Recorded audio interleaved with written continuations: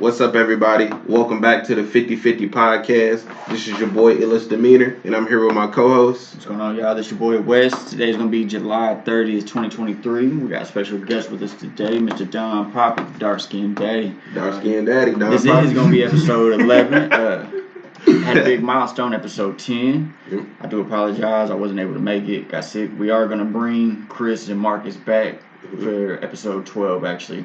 And we're going to do a deep dive on the whole fights that just happened. We'll touch on them real quick. Yeah. Man, what happened to your boy? Spence. Yeah, what happened to your boy, man? I mean, he got beat fair and square. I mean, I feel like he wasn't himself. Dang, what you were saying last night. You said something got put in the water. You was trying to make up every excuse. Yeah, I mean, because that's, to be honest, that's my favorite fighter. Right. Yeah, Earl Spence is my favorite fighter. From the fights, I've been watching him ever since he came into the division at 147. But last night, he was not himself. No. I don't even watch boxing. I could tell something was off. I don't know. I don't know what it was, but he wasn't himself. Yeah. I think people take that for granted, bro, when you get a great fighter such as Crawford to make somebody like Earl Spence look like an amateur. Yeah. They don't understand how great it is in all aspects, any kind of art. Like, we're talking about rap. When Jay-Z goes against somebody you think is dope and makes them look like, a fucking dude who just now started, it's... You got to be such a master at your craft to do that. Yeah, man. And I think that's what Crawford displayed last night. Because it did. Okay. And we've been going for damn near an hour and a half before recording, just chopping it up. Yeah. And I told you there's something I want to ask about. Yeah. And I wanted to save it for recording to get your first reaction. So, I noticed last night when they're fighting, Crawford has on gray gloves, Spence has on white gloves. Do you think the color of the gloves helps your opponent? Like, is that a disadvantage? Because think about it, the bright white gloves, even if I shut one of your eyes, my gloves are so bright, like, I don't know, you're going to be able to see it versus having, like, dark gloves or gray gloves. I don't think so. You don't think so? I think it would be disorienting. I think it's, like, walking in, bro, I got some white shoes on today, and, like, walking in outside, like, I just look down, it's like, damn, bright as fuck. Bright. Yeah, bright as fuck.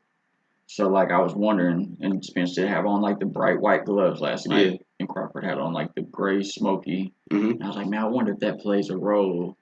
Because, like, you're going to be able to see the white. Like the lights and all that extra. You can. I never thought about it that way, but I see where you can come from. Yeah. So, it's like, in my mind, if I was a boxer, I would always be like, hey, black, dark gray, something like that. Like something to like hide. It's usually blue and red. Like, right. Yeah, you got the red corner. Well, see, UFC is big on that. Yeah. But they use black gloves. They just use the red and blue wrist tape. Yeah.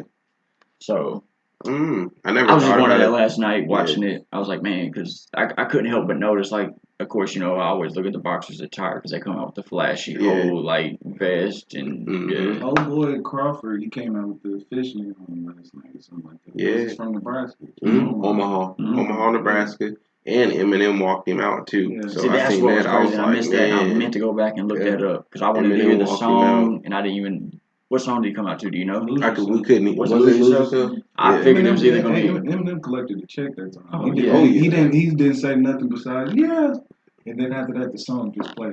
Right. That's big in itself, though, having Eminem walk you out. I figured it was either Lose Yourself, Not Afraid, or the one he just... the one he just did with Poirier in the music video. I can't remember what that song is. I think it's like Higher or something. Okay. But it's kind of like a, get you hype, fight type. No offense. Lose Yourself is like white people's dreams and nightmares.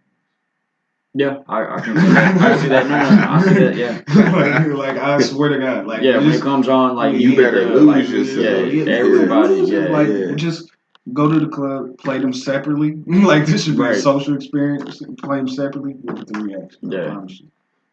I feel that. I feel that. I feel another song that's like that. But yeah, Lose Yourself, You can't, there's no other song to compare it to. They're going to lose themselves for sure. What's this song? Sweet Caroline. When Sweet Caroline. Sweet Caroline. Bum, bum, bum. Like, and white people lose their fucking mind for this shit. But especially, like, white people like English people. Yeah, bro. They love the shit out of that shit. You go to Europe and you play Sweet Caroline. Yeah. Oh, you about to hear these? Bop bop bop. These motherfuckers is going crazy. Like, Lose Yourself.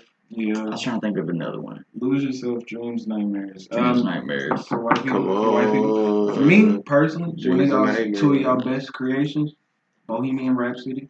Queen. Okay. And fuck, it was on the tip of my fucking tongue. Damn, Bohemian Rhapsody in German. Oh, okay. Yep. That's a good one. I turn up when I hear that. That's a good one. I turn up when I hear those. When I was working at that Bon Jovi type shit, like shot to the road. Y'all got a couple of them. There's some like I just sent you, bro, because I've been getting in this like country rabbit hole. I never like country, like, but I like the stories that they tell. Okay, one bourbon, one scotch, one beer. If that's, I don't know if that's a country song. I don't even know it. I don't know a whole lot of country. Yeah, I don't know a whole lot. Don't listen to it. I don't even know who it's by. I'm just now getting into like, because when I was younger, bro, I was just talking to somebody last night about this. I didn't even know there was different genres of music. Yeah. When I was a little kid, because my grandma only played like gospel and country. So like I wanted to do like the whole pretend I'm a performer type thing. But country never did it for me. I was like, I can't see myself performing these type of songs. Yeah. And what changed my life was the Space Jam soundtrack. Okay. Hit 'em high, hit 'em high, hit 'em high. I heard this shit and I'm like, what the fuck is this? I've never heard something like you know, and I never heard it because I was never exposed to it. And I was living like in like Muldrow and type shit like that. And then came back to Fort Smith. And that's when I really got introduced into like rap and R&B. And I was like, oh, this is it. This is for me. Like, this is like, this is what I've been looking for. Like, country ain't been doing it for me. Did, fuck, damn, as soon as you looked at me. So how did you feel like when you figured out that there was like, once you found out that there was different genres of music? Bro, I feel like that's when my consciousness awakening came. Yeah, like that's how I feel. Like, what was the first album that you bought? Like, this is a thing that older people do. They go like, what was the first album I bought, so they can try to gauge where the first album, what kind of music. I just talked about this too. Actually, the first cassette that I ever had was an NSYNC cassette. So that kind of like introduced me to like the poppy R&B, But like for me, like the first albums that I can remember like owning and like bumping constantly was probably The Chronic 2001 and Nelly Country Grammar. Yeah, like having those two albums like in rotation. It would legit be Dr. Dre being let that album play, boom, boom, Country Grammar in hot shit. Yeah, all that shit, bro. Like, yeah. He had this little way. Me, I think it was the 50 Cent. I knew one of was going to say 50 Cent. Yeah, Get Rich or Die Trying. Yeah. And I would say that one was a big album impact. that I actually had the CD to that I can remember. Yeah, it was definitely that. Well, I started by saying I was born in 99. I literally said it before we got on there. If you were born in 99, you can't say you were a 90s baby. You were a 2000s baby. Okay. Because you were born and raised in 2000s. Okay. I mean, you were born in 99, but you were raised in 2000. So, like, first album for me was Drake. Which one, though? Take Care. Take Care? That's a hard album, though. It is. I just went back and was playing one of his best albums, I think. It's honestly, his best album to me, undeniable best would be Take Care. Like, if he had a classic, most people would say Take Care. Yeah. For me, it's nothing was the same. I can give Drake a few classics. I can give him two. 100%. Take Care. Take Care. Nothing was the same. If you're reading this, it's too late. And if you really want me to go back further, So Far Gone.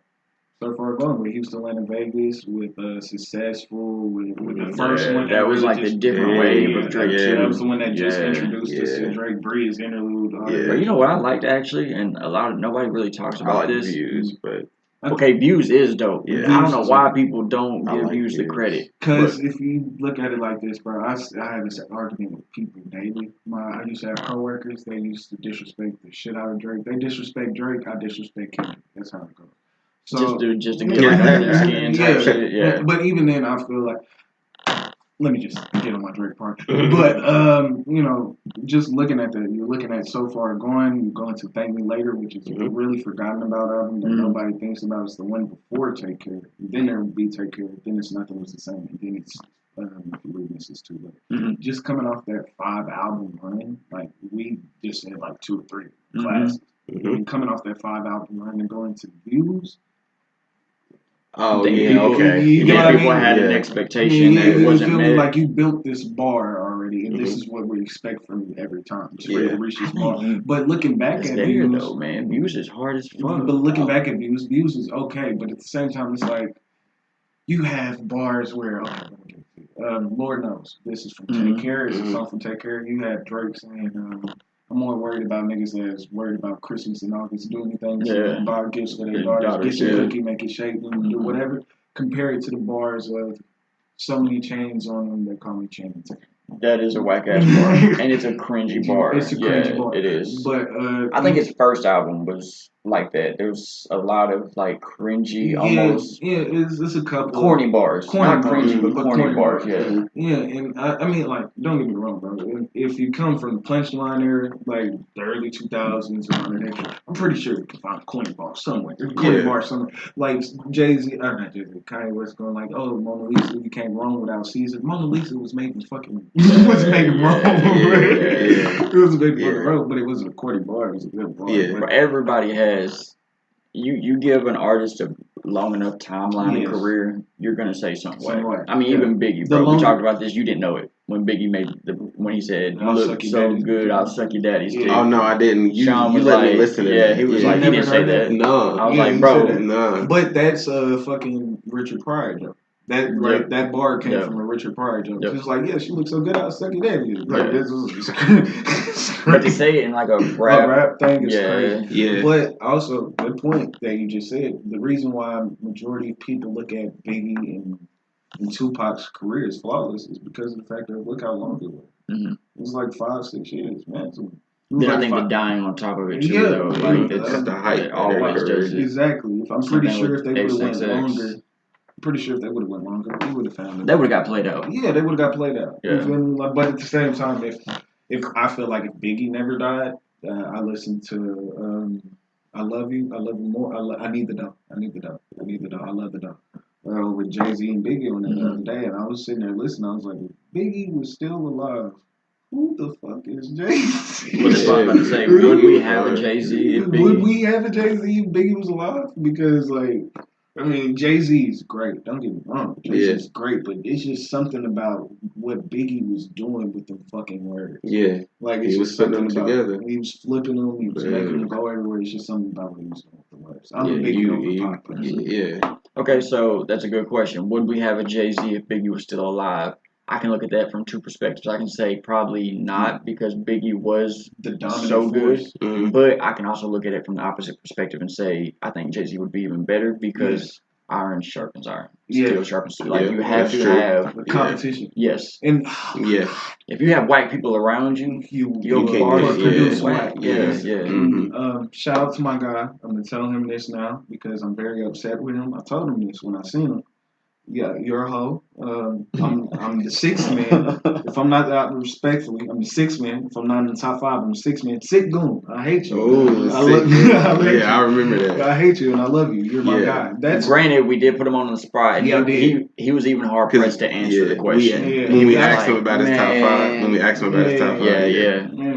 we did say like top 5 like locally, and you could tell he was trying to go through the Rolodex of like who is who, but it was like. Yeah. We didn't give, just like with you, like I'm sure you can speak to this, like we don't give our guests nothing. You don't even we'll tell me the bar that y'all have in my head. We'll get into that. So we'll ask you like, what do you want to talk about and what do you not want to talk about? We'll give y'all that because we don't want to bring somebody in here and make it seem like we're like a just gotcha type of thing. It's not like that. Motherfucker, like transparent and person. Anything. Okay, well, since you brought up the whole bar that I want to ask you about, I went through your songs and I was listening to them and I had notes for like a few different bars, but one that really stuck out and I want to ask you about. You said, I almost had a verse from the Butcher, but I was 20 short. I got it in my phone. Benny the fucking Butcher. That's what I Benny the fucking Butcher. I figured it was Benny. Yeah, when we did the top 5 thing just a second ago, and I said Freddie, Benny, the whole Griselda, Conway, Benny, all of them. That's why I said I need an update. Top 5. Real life messaged him, and he was like, "Yeah, this is what it's gonna be. It's gonna be like $20,000." I was like, God damn. I was like, God damn. And then I felt like afterwards, after I was like, okay, cool, I gotta try to save up $20,000 to get a verse from Benny the Butcher. Because that's like, that would be. Projecting. Like, it's like, you know how, like, I was just telling you about, like, wrestlers and all that extra shit. You feel me? You go to this profession, or if you love this thing, or whatever the fuck, you have your idols, or whatever. That for me would just be like, bro, I was like, nigga, you can. I was like, whatever we make off of it, I do not care. Take it.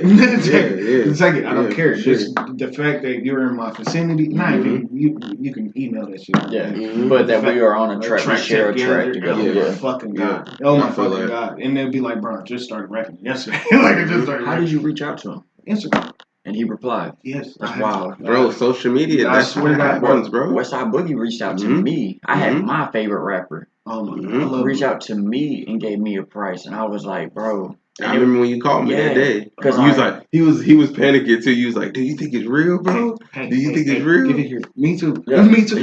When I was with my girl and like, you know, as soon as like I got the message, I was like, who? Like who? I was like, because it was like, you know, like just one of the moments of like desperation in a sense. I was like, bro, like I want this nigga to know, like, bro, you are like one of my inspirations. Like number 1 is J. Cole. Number 1 is J. Cole. Number 2 is my brother. And number 3 would be Ben, just because of how raw and how hard it is. I still think 5 to 50 is just like one of the craziest bars. I've been selling dreams to sleepers. Like, tell the truth, that's the perfect business. I think it's like one of the best bars. So like once I got the message, I fucking fell down in the middle of my fucking floor. Went down to my knees. I was like, oh my God, no fucking way. Messaged him like for 3 days straight. Messaged him like, hey, da. This is what I got. This is the idea. I sent him the beat. I sent him everything. I was like, this is the beat that I got. This is the idea that I got. Blah, blah, blah.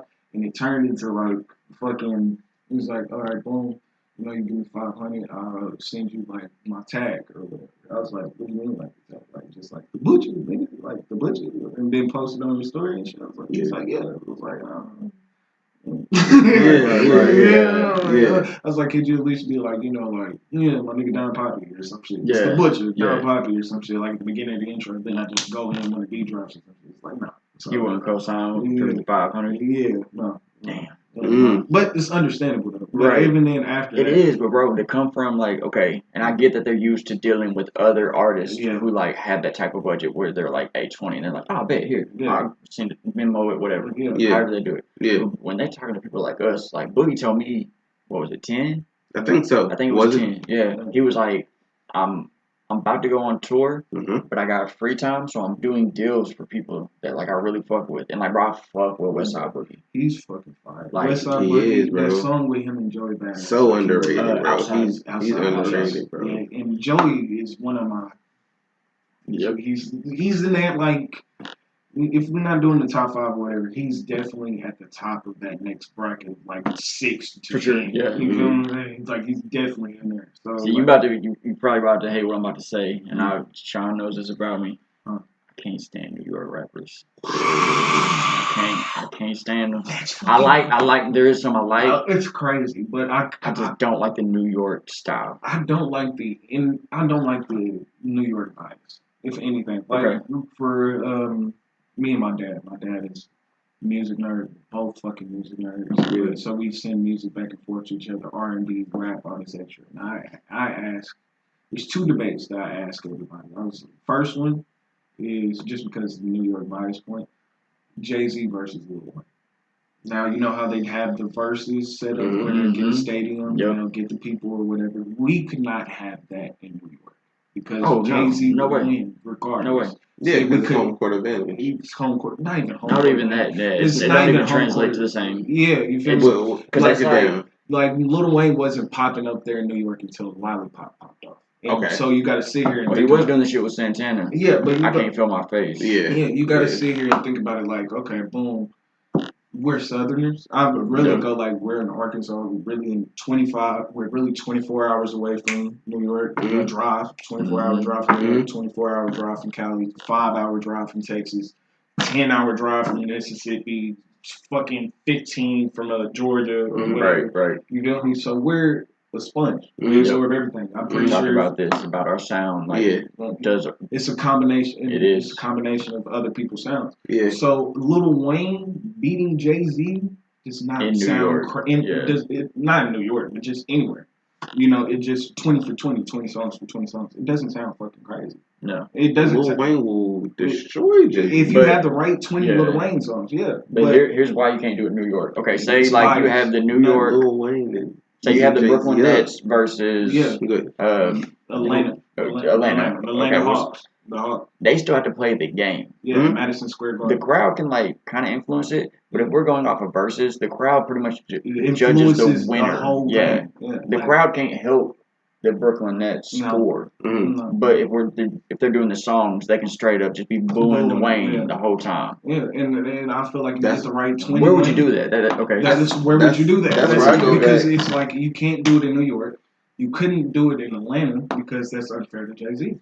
Right. And so you would have to do it Would you do it West over Coast? West Coast. Okay. You have to do it over there because that's neutral fucking territory. True. You have to do it in Las Vegas or fucking Cali because of the fact of Jay-Z and Lil Wayne, that stadium gotta be fucking big. Yeah. And gotta be like damn near football size. You know what I mean? So that'd be such a fucking crazy night. It would 20 of the Jay-Z songs, 20 Wayne songs. It would be fucking incredible. So my second debate, and this is the one where me and my dad really argue, is I'm like I said earlier, off mic, God to me is one man and one man only. His name is Jermaine Cole. I think I fucked up his middle name.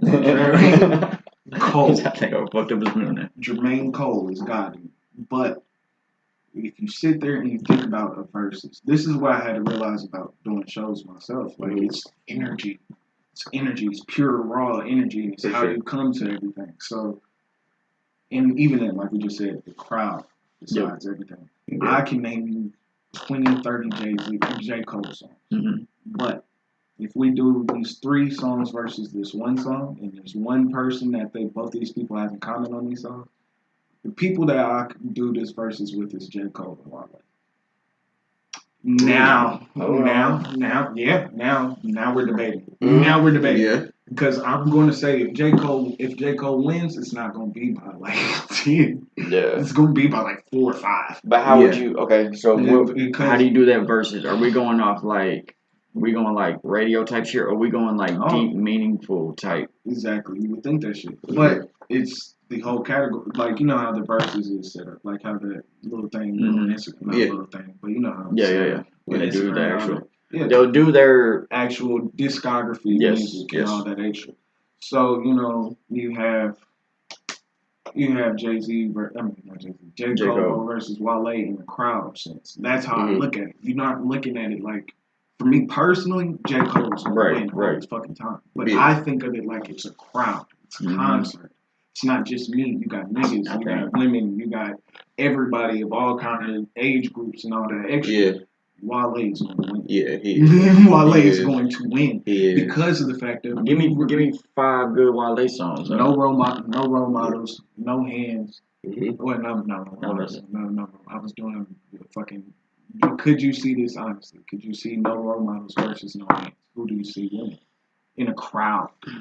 No role models versus no hands. No hands. No hands. Though is that a full Wale song? That's Wale. Features count. Yeah. Why did I think that? Well, because Roscoe Dash. Okay. Roscoe Dash. Features count. Yeah. Okay, but Wale songs. Wale fucking Matrimony. Lotus Flower Bomb. Yes, okay. I was gonna say Lotus Flower. Bad. Yeah. Fucking come on. Everything off of the album About Nothing is dope. Yes. White Shoes. Fucking I just wanna know your name. Yes. You ain't even. Need to know is so fucking fire. But even that is my bro. When I send that to like female, because that's like my female cut. Like when they're like, send me some music, I'm like, I got you, bro. I send them like a little sneaky, like get them in the mood type shit. Like when it comes, this is what my thing is. Like when it's, I think Drake would be undefeated if they did verses. And I know I talk about Drake a lot. So you don't think nobody can beat Drake? Nobody. Give it here because this is the only person probably. But this is also my thing right here. Hits, bro. This is also my thing that I say about Drake or Wayne. Drake. Well, both do though. Drake. This is my point about like Wale and Drake.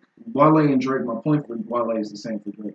I can change the vibe at any given moment. You want to rap about bitches? Yep, got you. Got you. You want to rap about jewelry? All that? Got it. You want to rap about thug shit? I got it. You want to rap that about deep shit too? Yeah, I got you. Yeah, you know. So that's what my point was about Jordan Lucas. Like, so let's turn back around to this. So you said J. Cole is God. So we're speaking about like the Drake verses. Is Jesus. Okay, so we're speaking about the verses.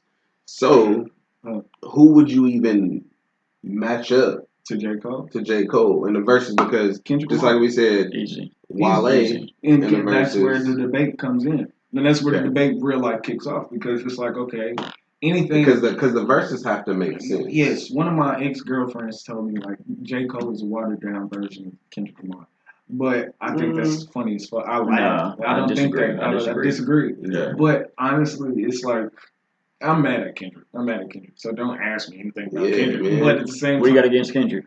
Man, he drops every 2 or 3 years. It's not that. I have and then he gets album of the year. And I'm like, you ain't even been. I really contemplated bringing my records with me because I collect records and shit. So I try to collect the records of albums that meant something to me. Good Kid, Mad City is how we were just talking about, like bought albums. One album, that was the second one. Like my Take Care was me. Good Kid, Mad City, October 22nd. Yes, that's good. October. And I wanted one of my mixtapes to come out on October 22nd because I love that fucking album. Yeah. Oh, bro, that day is in my head because of the heart. The heart part 3. The reason I asked this question: will you let hip hop die on October 22nd? I swear to fucking God. Get chills. I swear to God, get you, bro. I swear. Right. But I waited so long because I was on Kendrick when Kendrick was doing Section 80 and when he was doing the OD. Yes. Bro. So we heard people that love us love people that hurt us. Opposites attract us. One of my favorite songs. It's Opposites Attract. That's the one where he's like people that love us love people that hurt us. He starts off the verses the same, but it's like it's gonna be crazy now. But it's damn near similar, but it's like, and so he said, and so she said, and he's rapping from the male perspective and then the female, perspective. It's good. It's fire. That boy's. We talk about movies that make us cry, bro. That song can make you cry. Sing About Me is the one. Sing About Me can too. His story with DJ the Chicago Kid. His story with DJ the Chicago Kid. That was a good one. Yeah. His pain. His story of his pain. It's one of the other, but that's a beautiful one. That's one that definitely brings me. Like, that's a classic for my daughter, bro. She fucks with Good Kid, Mad City so hard. I got it. I got the record in my room. Yeah, she loves Good Kid, Mad City. It's a classic album. It's a classic. And they were young as fuck when it came out. Like, but I can remember, bro. I was living at the Links at that time. It got leaked a week early, maybe. Yeah. And I remember like hitting up my homeboy because like I put him on to Kendrick, and ever since then, like, bro, that's all we would like. It's out. I was like sending him the link. It's like one. I ain't gonna lie, that was my first time actually getting introduced to Good Kid, Mad City. Me too. Okay, so see, bro, that's what I'm talking about. So like, going from Section 80. Anything before that, man. No, but after I heard Good Kid, Mad City, you went back and I went back and I found everything. I remember playing OD and listening to Ignorance is Bliss. Yeah. Kill him where he stands, stand over him, shake his hand, jump back in that minivan, double back to his block and blam. Yes. I ain't backing down from that thing. I'm gonna back him down like Shaq with his black 223 in my hand. Better pray that the chopper jam. Like, bro, like I can rap this whole shit, and it is hard. Don't get me wrong. Like, I'm not trying to completely downplay the nigga. Kendrick Lamar is fucking great. He's fucking amazing. It's just like that big step is Mr. Morale. It was okay. It was okay, but it wasn't like that's his newest like it's basically like what we just said about Drake. That's what we just said about Drake. After coming off that big run, and you just gave had us, an incredible run, bro, and you just gave us this. You disappeared for 5 years. Yeah, it's not even you disappeared for 5 years, and that's hurtful because we then you get the album of the year. You know how many people drop. Though, you know how many people drop. It's just not. And when we say like he disappeared, like bro, he didn't. Yeah, and then he maybe did like 5 to 10 features. And it wasn't even like because if you got to be gone for that year, and half if you're going for that long and you drop, it better be a masterpiece. It better be to the point where like it was good. No I can argue though it is. It's not better than this album. It's just not what we wanted because before that album dropped, he did do the Baby King Family Ties, and you know he's like fuck your top 5. When I drop, I'm killing everybody that's outside. Yep.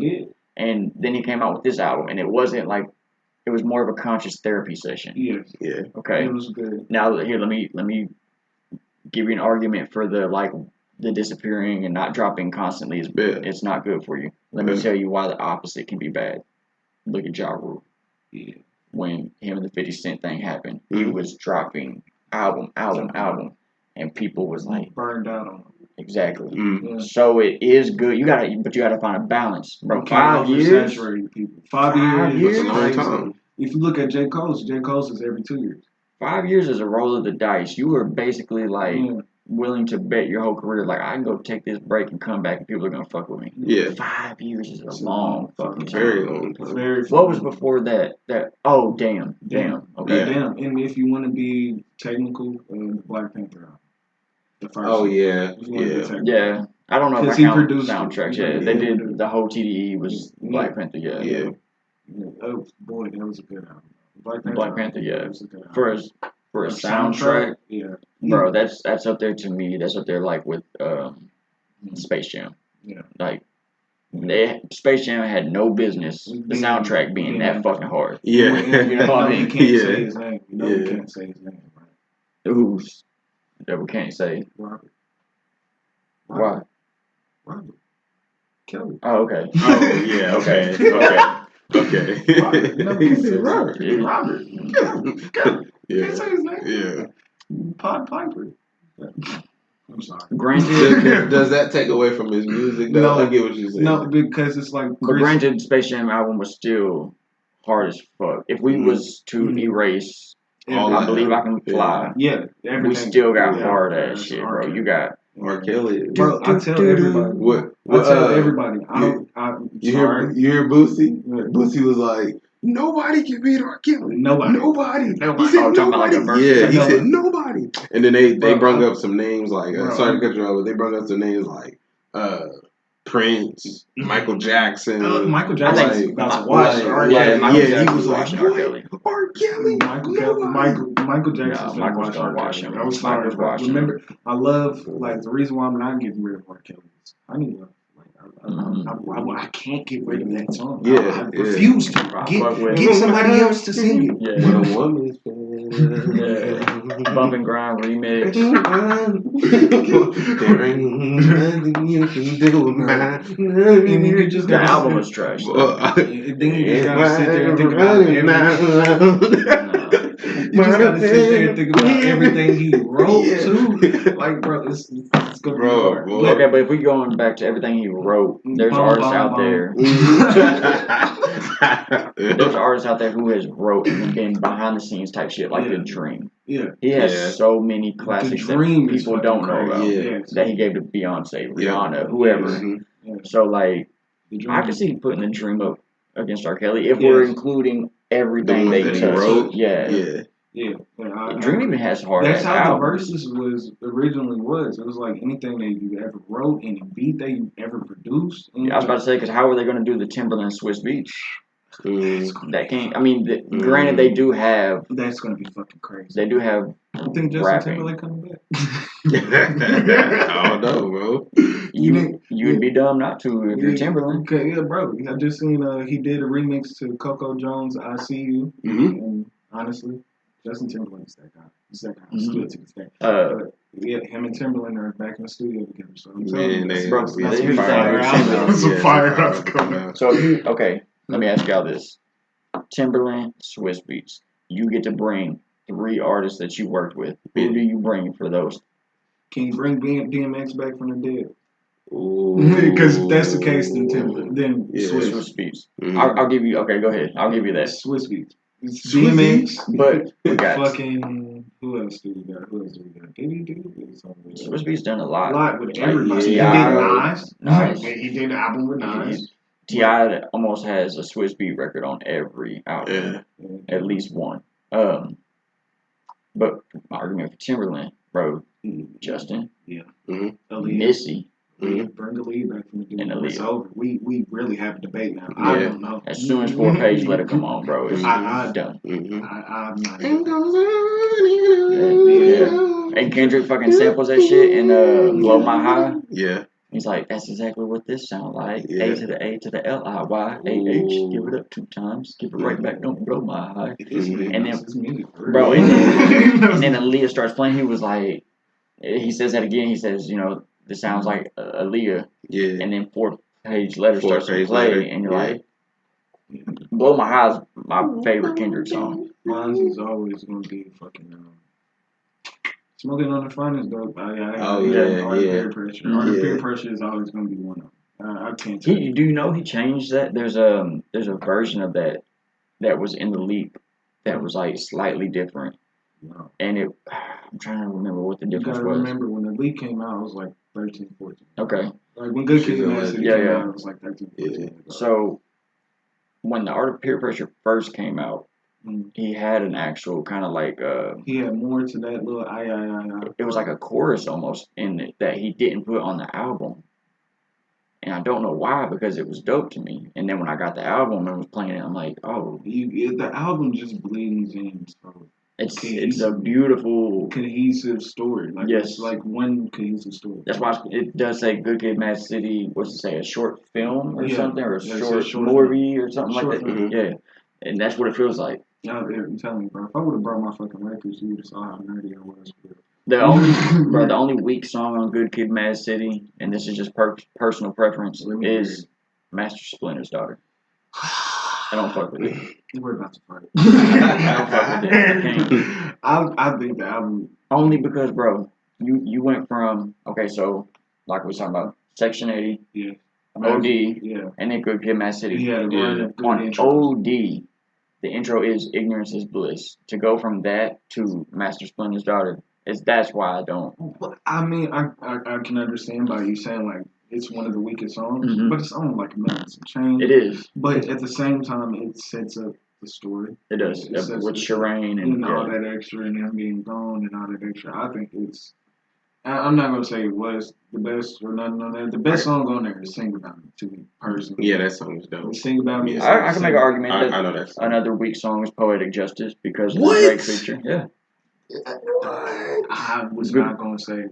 What? Yeah. I wasn't gonna say, but bro, it can't be big just because it's Drake. We gotta be real. No, we gotta talk about it's music. not even because it's Drake. That, it's the fact that it's quotables. Yeah. The big ass in the sundress. The chorus, the Janet Jackson. The Janet Jackson shit is hard. It's hard. Like there's more to it, but if you're going and looking at it like lyrical, miracle, and all that extra thing, I genuinely get what you mean. I get what you mean. Hold on. They had that because you got money. To me, you can't have that. It's crazy to have that song on the same album as Money. That's what I'm saying. Yeah, it almost doesn't belong. Yeah, like I get what he means. Like I get what he means, but like it's like we can squeeze that in there. It's almost like we need a radio. Yeah, that's probably what they did. You need like a little train, and that's what I hate about like mainstream commercial hit. You gotta have one of those on there. So like, do you though? Because I think it fucks up like you just said. I think you gotta have one on there. No, you got that on an album with money trees, bro. With money trees, that's what's crazy. Money trees, money trees for commercial success. Money tree. I think you gotta have what the one fuck on there. else was on? If you don't have money, if you if you're not gonna say money trees, you could at least say fucking All My Life I've wanted money. I respect my mind. Backseat Freestyle. I was like, oh my god. Yeah. Like, boy, it's just something about a good bar. Do you know that's like a thing? A mugasm? That's what I just heard. Music, muse. Well, it's like Big Boy. He calls it an eargasm. Yeah. Drip, drip, drop. Here comes an eargasm. Yeah, it's just like, oh my God. Like a bar that just has you like, oh my God. For me, anything, damn near anything. I'm being for it. Like, okay, so when you say J. Cole's God, are we talking early J. Cole or are we talking Jermaine? Because we have Jermaine now with the drip. This is Jermaine, bro. Yeah. So, I mean, because I like the Sideline Story was the great. warm up is good. Sideline Story was great. I bought this album. That was one of the first albums that I bought too. The Sideline Story. Sideline Story, I got it, and I felt it didn't live up to the hype of his mixtapes. No. Because the warm up, the come up, it's like fire fucking when he did the freestyle over Drive Slow, and he told that story about like following this woman and then like killing her, killing her boyfriend or whatever, and then he's like, I'll give her time to grieve. Yes, that was my shit. And then he comes with Sideline Story. Don't get me wrong, Sideline Story is a good one. Not to cut you off, but he did a callback to that song in fucking Power Trip. He did a callback to the song. Oh, you had a thing for you. You wrote the song Dreams for you. Yeah. Okay. Another one of J. Cole's that I don't know if it's just me, but I feel like it didn't even perform well like in the masses was the one with Power Trip. Born Sinner. Yeah. That's like, and even then, if you look at Born Sinner, that had fucking Power Trip. It had the TLC song on it, Crooked Smile. It had Let Nas Down. It had Forbidden Fruit. It was. I feel like that's like his commercial. Was Workout on? No, Workout. Sideline Story. I feel like that's like his commercial. Like thank you. That's commercial what I took the words right. So like I feel like I feel like you gotta have. And then after that album, you seen after that album what happened? That's when he and it's a negative nowadays, but he got woke. And I don't mean woke negatively. I mean like for real. Like he was like all the shit that he was doing before, like how you just said, mixtapes. Yeah. Compared to his albums, they're not. They can't be hand in hand because of the fact of they told him we need to work out. Yep. Yeah. We need to work out. We need something. You're a great, phenomenal rapper. This is like what I was telling Spider the other day, but it's a different conversation. But boom, it's like we love workout. It's great, but you just can't be the greatest lyricist. Right. That's not going to get you nothing. You can't just be the greatest lyricist and expect to get radio play. Like it doesn't matter how many times you rap Orange or Range or mix a million fucking words.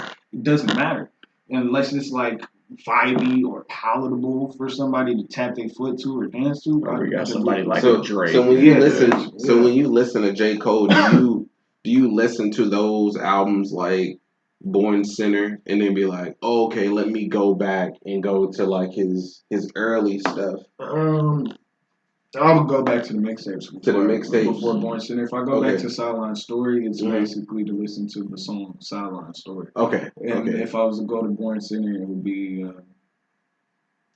Let Nas Down and Forbidden Fruit. So it's certain songs. Yeah, on those albums. Okay. On those albums. Now for Forest Hills Drive, I have that. Yeah, I have that in my room. Yeah. Forest Hills Drive, I have that in my room. This is when he starts letting the hair grow out. Yeah. Thank you. Thank you. Oh, I wasn't listening. My bad. But you this is when he starts coming to Jermaine. Yes. You know what I mean? So like when Forest Hills Drive is like it's not one of the first albums. It's like one of the ones that I just was like, this is the one for me. This is the one for me. Yeah, for sure. So you feel me? So that 03 Adolescence.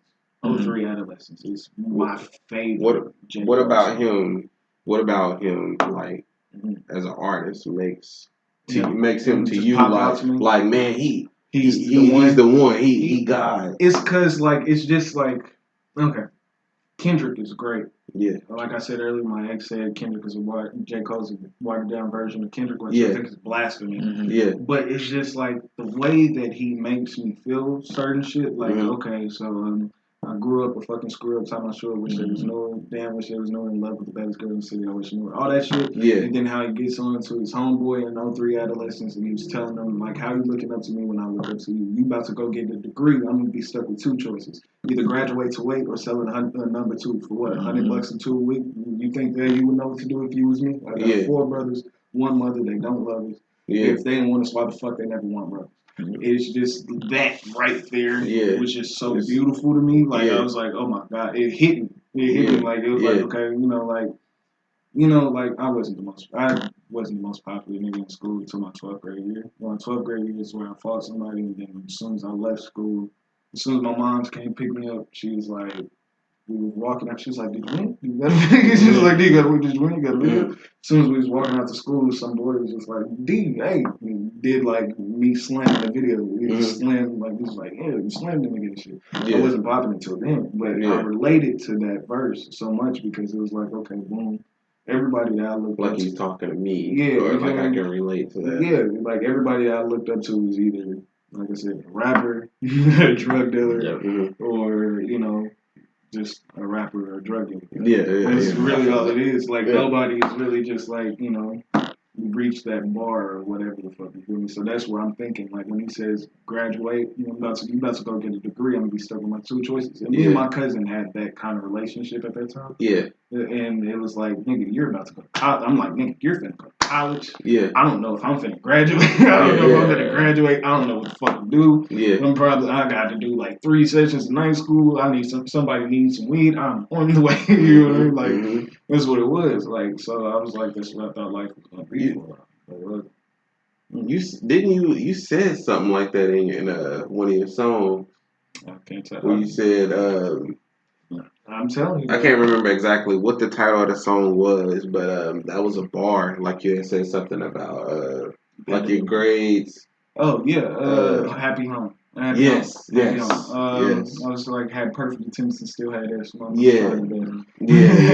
attendance and still had that. Which is crazy because like I only missed like 4 days of school and somehow failed. Like it doesn't make sense. Every class is an F. It doesn't make sense. How you got an F and PE? School also doesn't test your school is it teaches you how to remember shit and repeat it, but don't understand it. Right. That's what it's all memory. It's like, hey, I said this. Pay attention. This will be on the test. How many times have y'all heard that? Every day. Every single day. It's about can you remember? So if you have bad memory, if you're not the best person at like recalling shit that you don't necessarily give a fuck about. Like we could sit here all day and go for lyrics. Right. You can. But unless you give a fuck about them, they don't mean shit. Now you want to talk to me about like cross multiplying and shit, and I'm like, anyway, like I know like how many grams is in an ounce and shit like that. And that's all I need to know. Yeah. You know, that's all I needed to know. After that, like you don't need, like I'm telling you, unless in school you don't need nothing. Nothing. Nah. I can't tell you the last time I had to use or figure out the hypothesis or something. I can't tell you the last time I had to use the degree to figure out what degree I need this ladder to be at. So just put the ladder up there. Put the ladder at one time. Yeah, the stuff that they teach you at school, you don't use that in everyday life. So but it also doesn't. The only thing you use is multiplication, division, and that's to do bills. And you do this on a mass. You gotta learn to read, right? Yeah. You gotta and they do this on such a mass thing that where it's like you take 26 students and you're like, okay, we're gonna teach y'all all the same. What are the odds of you finding 26 people who can learn exactly the same?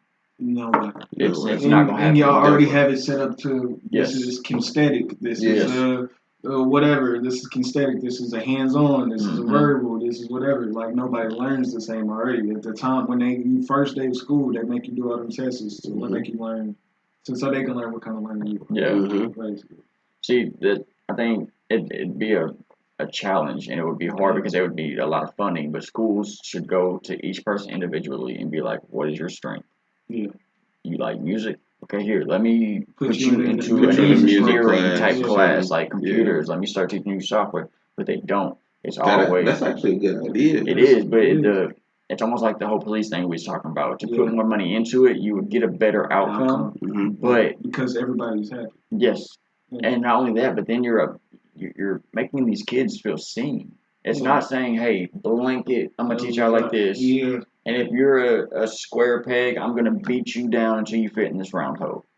Like it's crazy. It's to shape them in a way, like you said, it's to make them be workers. Yeah, it's to be workers. Because like one time I got suspended because every time I got suspended from school, like, Understand? So it was like one time I got suspended, and rest in peace to the GOAT, whose name is Mr. Norwood. And his grandson plays on who does Trey? You know who Trey played for? Trey Norwood. You don't know who he played for? Yes, he plays. He plays Steelers. Yes, Steelers. Okay, yeah. His grandson plays for the Steelers. Mm-hmm. Went to school, and you know his granddad was the principal of our junior high. And he told me one time when I got suspended, he was like, you know, this is basically work. And I was like, you know, this is basically like work. You know, like you come here for 8 hours a day, you work, you go home, you come back, you come back and do it again. It's for 5-6 days out the week. Mm-hmm. It's basically a job. You know, right?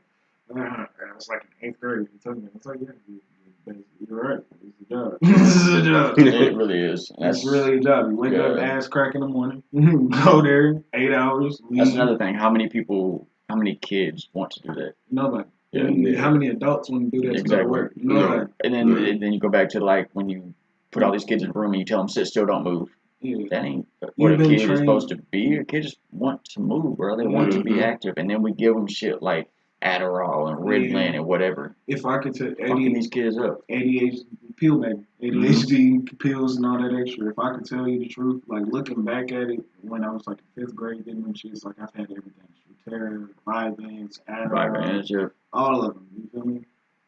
Zombie is like probably the best high I've ever had in my life. What does it do for you? So if you actually had ADHD, we basically make like one of my worst regrets in school is not continuing to get prescribed Adderall because of the fact that I didn't know there was a market. Right. So like for me, like for everybody else, they make it like what I am regularly. I'm hyped, all over the place. So they chill you out. Yeah, I'm calm off of that. So that's why I say it's like the best. So you really do have the ADHD. Yeah. But what is ADHD? Attention deficit, hyper deficit. Yeah, but like what?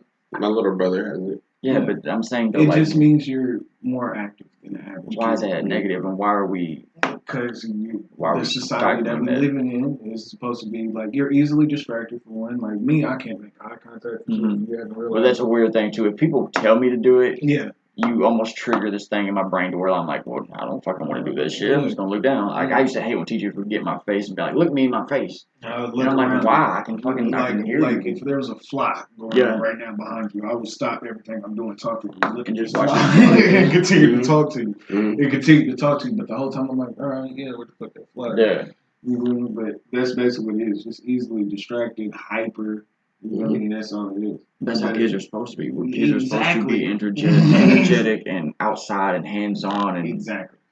Like, go ahead. All right. So with all of that, how was your childhood like growing up?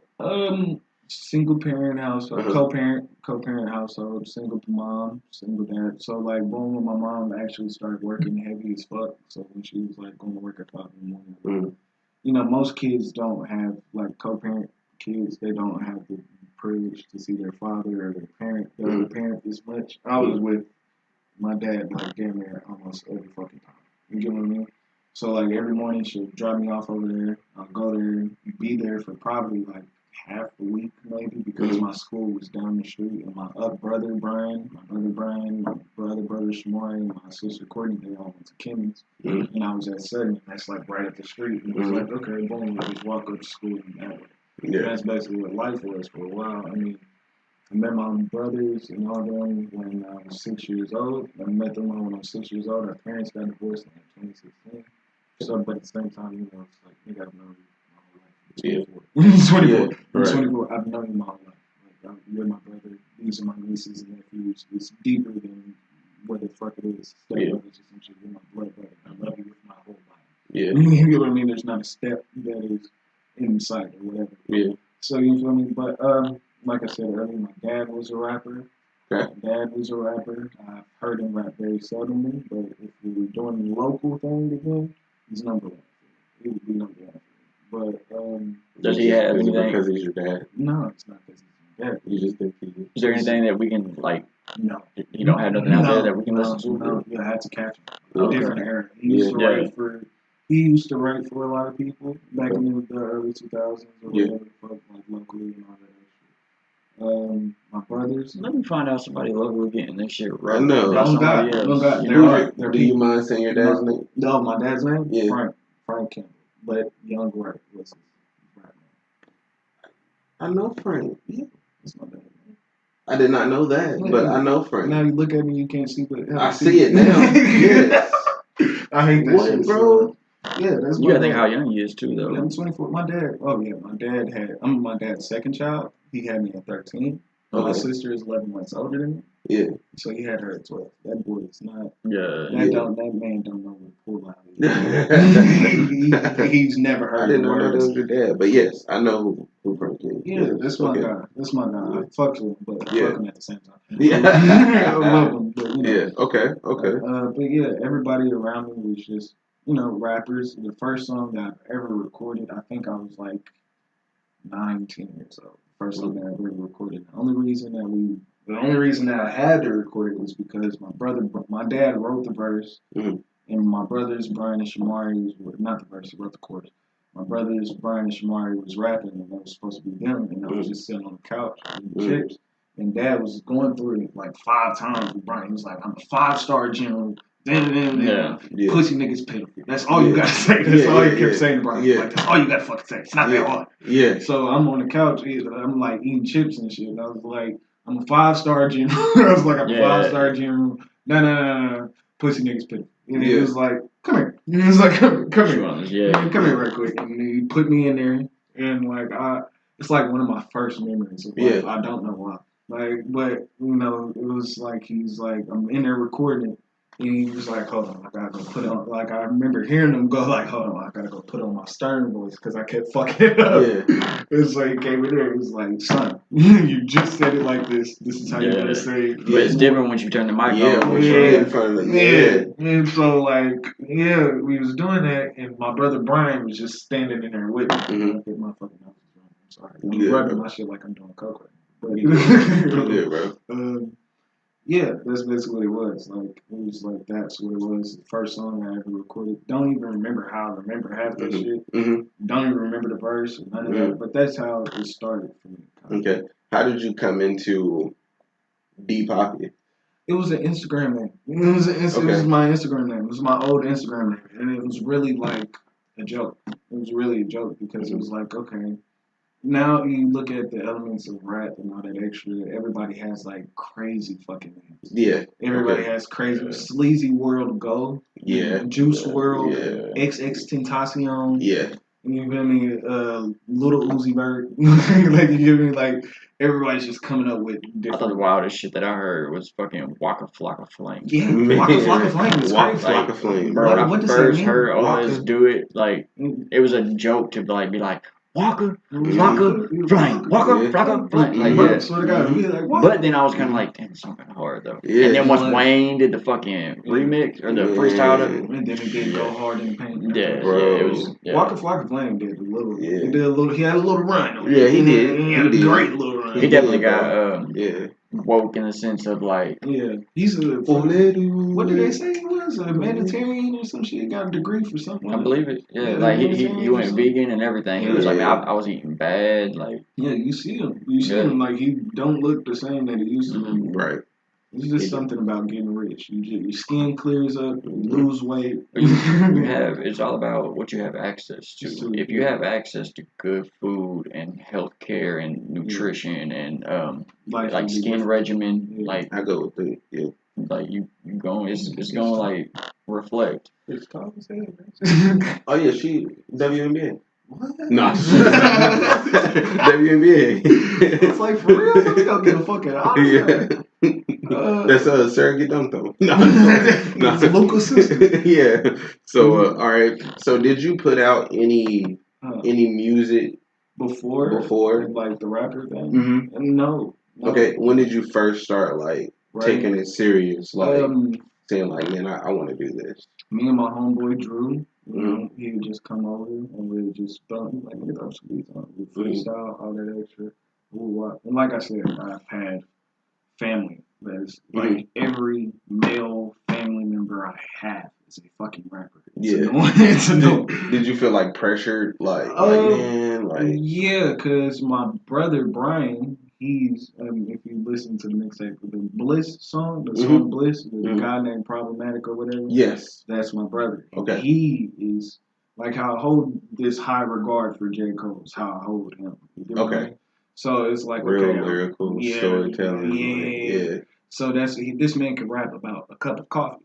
Making a cup of coffee, make that shit sound interesting. Rap about playing the game in a cup of coffee. Like the shit sounds crazy, but it's rocking. Like damn, this nigga said I just made my coffee. I'm up early with Folgers, thinking about Folgers or some shit. It's like crazy. You gotta be crazy gifted to do that. Yeah, you feel me? So that's basically what it was for me. I was like, like I would.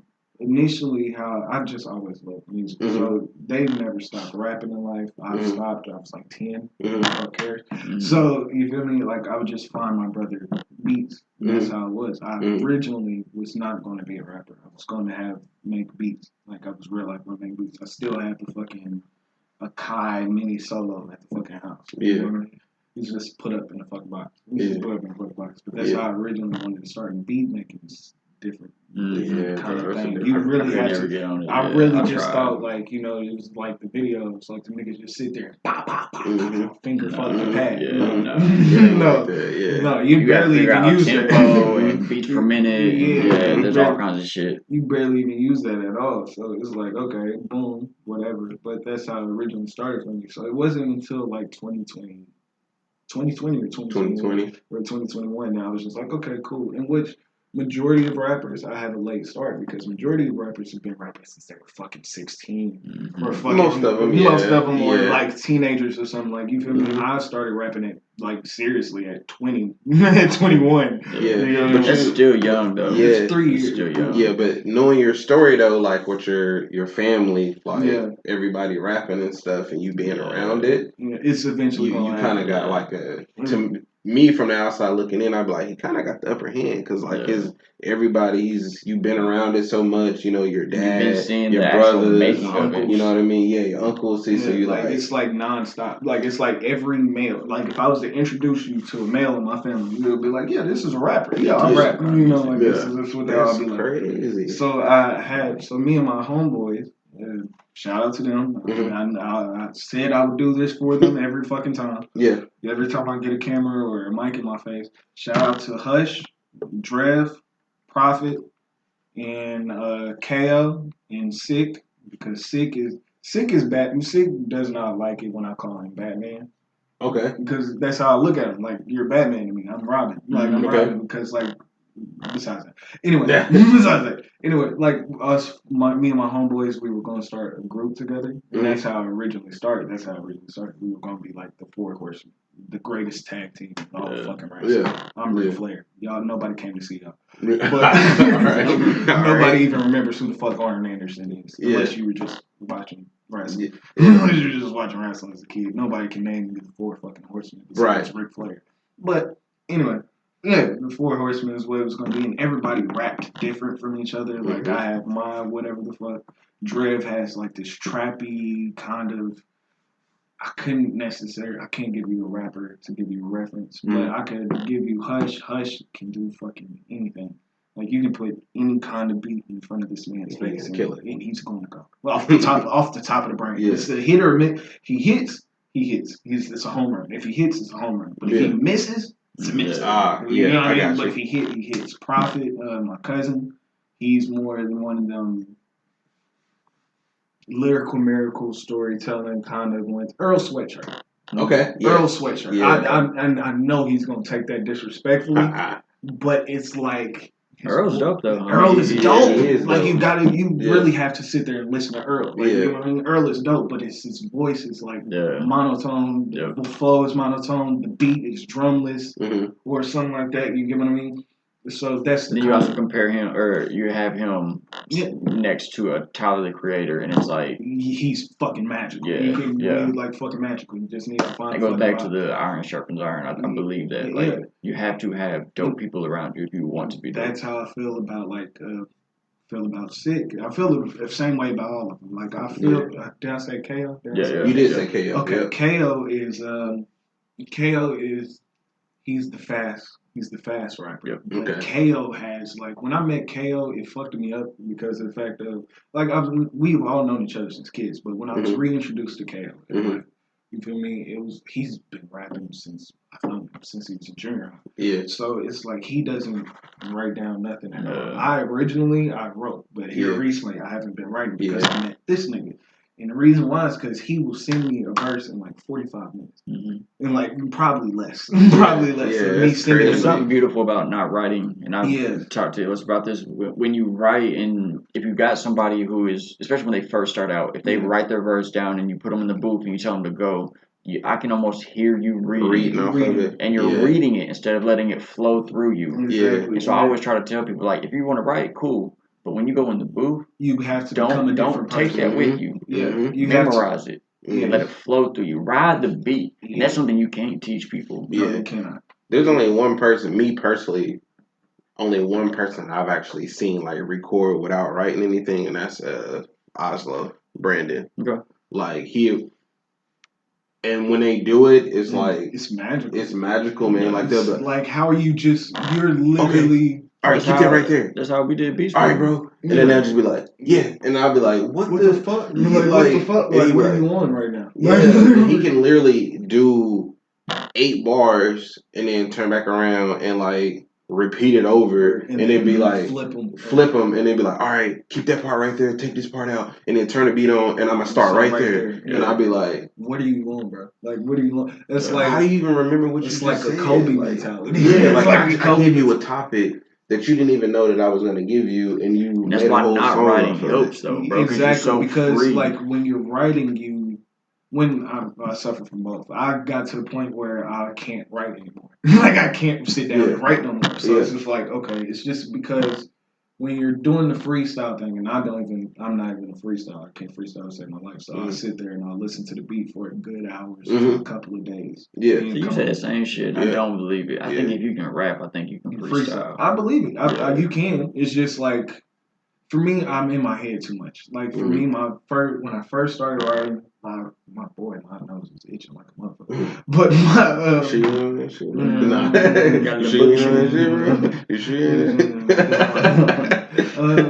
alright if you are, bro. Boom. So we're very pro drug here.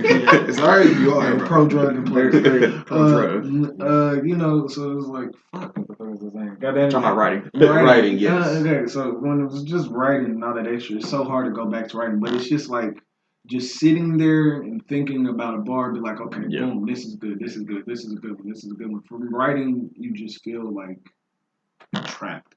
Like you're literally trapped between that red and red right there. You're literally trapped between it, and that kind of thing makes you think inside of a box, to where it's like, okay, boom. I think one of the bars that I freestyled was fucking. One of the songs that I freestyled was fucking that whole "Sincerely Yours" mixtape. Basically, that's basically it. Damn near. The only thing that I think I wrote from the "Sincerely Yours" mixtape was fucking maybe the intro "Happy Home." That's the only thing I think I wrote. Okay. With you saying that, I can do. Okay, so let's go into this because we talked about this before, and I wasn't going to tell you who you give me a vibe of, and you guessed it was Blueface. Right. And there's a reason, and it's not that you're off beat, but the way I explained it, most people would take that shit offensive. But but I know what he means. I said it about myself one day when I was listening to D Rose. I was like, bro, you're like Blueface with bars. But it's like it's like, okay, so when people think about bars, if you was to write it on a page, you would know where to stop and where to go. It's almost like how you said you're trapped in the margins. Yeah. You go over. Yeah. And that's what I feel like. So it's not that you're off beat, but it's like, and it works for you, bro. It's fucking dope the way it's like it comes out. It's like the Detroit rappers' pocket. Like, because if you listen to a lot of the new Detroit rappers, they're not off beat.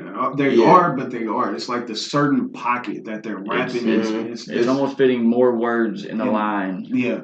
Because what we're used to. Yeah. Like I say like a unorthodox type flow.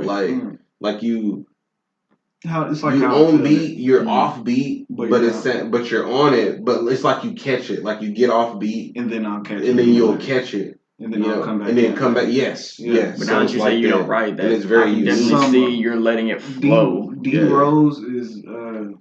I think D Rose is one of your hardest. D Rose. So is Battle Cry is mine. Bro, like Battle Cry? Battle Cry from the World Is Yours. Battle Cry. That is the craziest starting off bar I've ever heard. I've ever made. I'm not afraid of you niggas. I'm French deaf. I was like, oh, I like that. When you should have saw my reaction when I came up with that. I was like, oh my fucking. Now, did you write that or did you? Yeah, I wrote that. Okay. That was that World Is Yours mix. The World Is Yours mixtape. I like More to Come. Yeah, I like that Life of Pablo. More to come. More to come. Yeah. My motherfucker got that wear a clock around your neck like Flavor. Yeah, that's my shit. More to come's my shit. I was like, I think that's actually the one you dropped the butcher line in, ain't it? Is it More to Come? Yeah. I like No.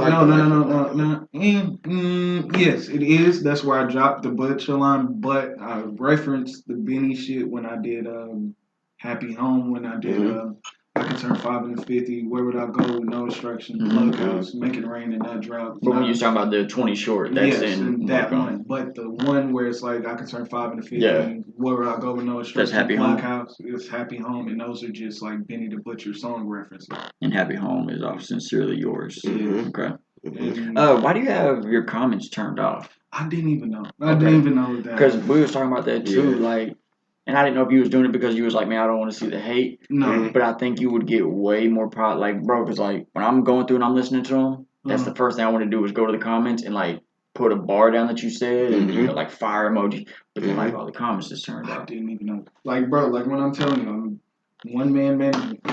Yeah. So videos, I'm making the videos, I'm making the song, not the songs.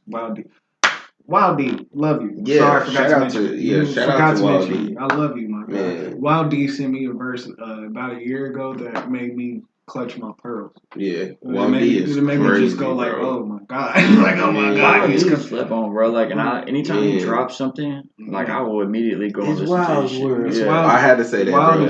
is like how y'all saying like unorthodox or whatever. Wild is everything. He can do any and everything. But The Wild's hardest. You was talking about being a one-man management. One man management, basically. Like I'm up here uploading, making the videos and all this extra shit, going chopping them down, all this extra, uploading to YouTube, all that. Dude, how important is it to have a team, man? Because with you doing all of that, like I feel like an artist should be the artist, right? Whether if they want to create their own music, however they want to do it, I think that they should just mainly just focus on creating. Yeah. Because you have a team that for promo, social media, videos, marketing, all that, you need a team, bro. It's very fucking important because of the fact that you just look at all the local rappers and shit, and you would be like, okay, they got so like Arkansas is a fucking melting pot. What exactly how we said it. Yeah, exactly. It's a melting pot. Like everything is. All the sounds come to merge here. Yes. There's nobody that sounds like they should have been rapping from fucking Arkansas. Right. Yeah. You have people that have New York styles of rapping. You have people that have the mumble rap kind of rapping, Georgia kind of rapping, Atlanta kind of shit. You have the West Coast type of rappers. You have the Texas type of rappers. I'd say, but we also have like the druggy type of like lane too, like the dudes who talk about constantly like popping pills and like Suicide Boy type of like lane. That is just now weaving its way into everything, and you sit there and you look at it, it's like it's beautiful. It's very fucking beautiful. It is. And some people should be bigger than what they are, but it's because of the fact that they don't have a team or the fact of we're fucking Arkansas. Who do you think should be bigger? You got an example off the top? Sick fucking Goon. I think Sick fucking Goon. Sick Goon needs to be bigger, or should be bigger, but Sick Goon also is doing his motherfucking thing. Yes, and you said it on that episode where you took the words right out of my fucking mouth, because when I went to go listen to Mr. and Mrs. Sick, first off, this is the way that I introduced to Sick. He knows my mom, and my mom worked together. They were good friends, all this extra. And she was like, yeah. I came home one day from work. She was like, yeah, you remember She called him by his real name. I was like, who? She was like, Sick. And I was like, oh, that's my nigga. And she was like, yeah, okay, cool. Like, he got a shirt, and he was like, you're a rapper. And she was like, yeah, I think I remember saying something about that. And then boom, she was like, yeah, I got his CD for you, the Greyhound one. And she got me like this pink shirt with his logo. His logo, the treehouse. Yeah, I love the logo. It reminds me of kids next door. Yes, it's dope. But I listened to this first mix, that Greyhound music, and fucking carrots on my wrist, got a watch for the bunnies. Yeah. It was like, nigga, I haven't listened to that mixtape in like 2 years because my car ain't had a motherfucking CD shit forever. So it's like, boy, that man there is crazy. That man is crazy, but Sick, he's a madman. He's a madman. Talking about Mr. and Mrs. Sick. He's the one that introduced me to when he did the therapy, when he did that, how long y'all been together? 4 years. 5 years. 5. Where'd y'all meet? Southside. North side. Yeah. It feels like something you're not supposed to be hearing. I thought that shit was so fucking creepy. Yeah, it is. And then when Coolo Cash, like I was there on the video of the one that they did together, not Robin Hood. What's that? Not the Robin Hood, but the first one. Oh, the contract? Yes. Yeah. I was there in that video, and I was like, she comes in so fucking hard on this fucking. When we was just at the video shoot, that was my first time hearing the song. What Goon said? What? Sorry, Coach Joe. What Goon said? You gonna get out? You gonna get out right by the girl? Wait, hold on. You know, right. When I was there, when I was at the video, and I heard her say, "I'll air this bitch. I ain't talking no compression." I was like, "I'm not fucking." I literally went to her. I was like, "Hey." That air compression bar, it's like this shit is crazy. How she just went into it in that bar, the quarter bar. I didn't catch it until y'all said something. And until like I was like, damn, that's like damn near a triple or a double entendre. And come to find out, she meant it as a double entendre. Right. But then, with my point of view, bringing it in when I thought she was talking about like a quarter, like a word, you know. That makes it a triple entendre. I was like, boy, that shit is crazy. Whether she meant to or not. It's a triple fucking entendre. Triple entendre. Yeah, I was like, that shit is crazy. But Sick. I sleep with the quarter. Call me Sierra. Sick and Coolo Cash could be like Starlito and Don Trip. I'm not calling. Oh yeah. We're gonna have her come back on. It's gonna be sometime around the winter when she's getting ready. Her project's about to drop. We're gonna have her come on and basically.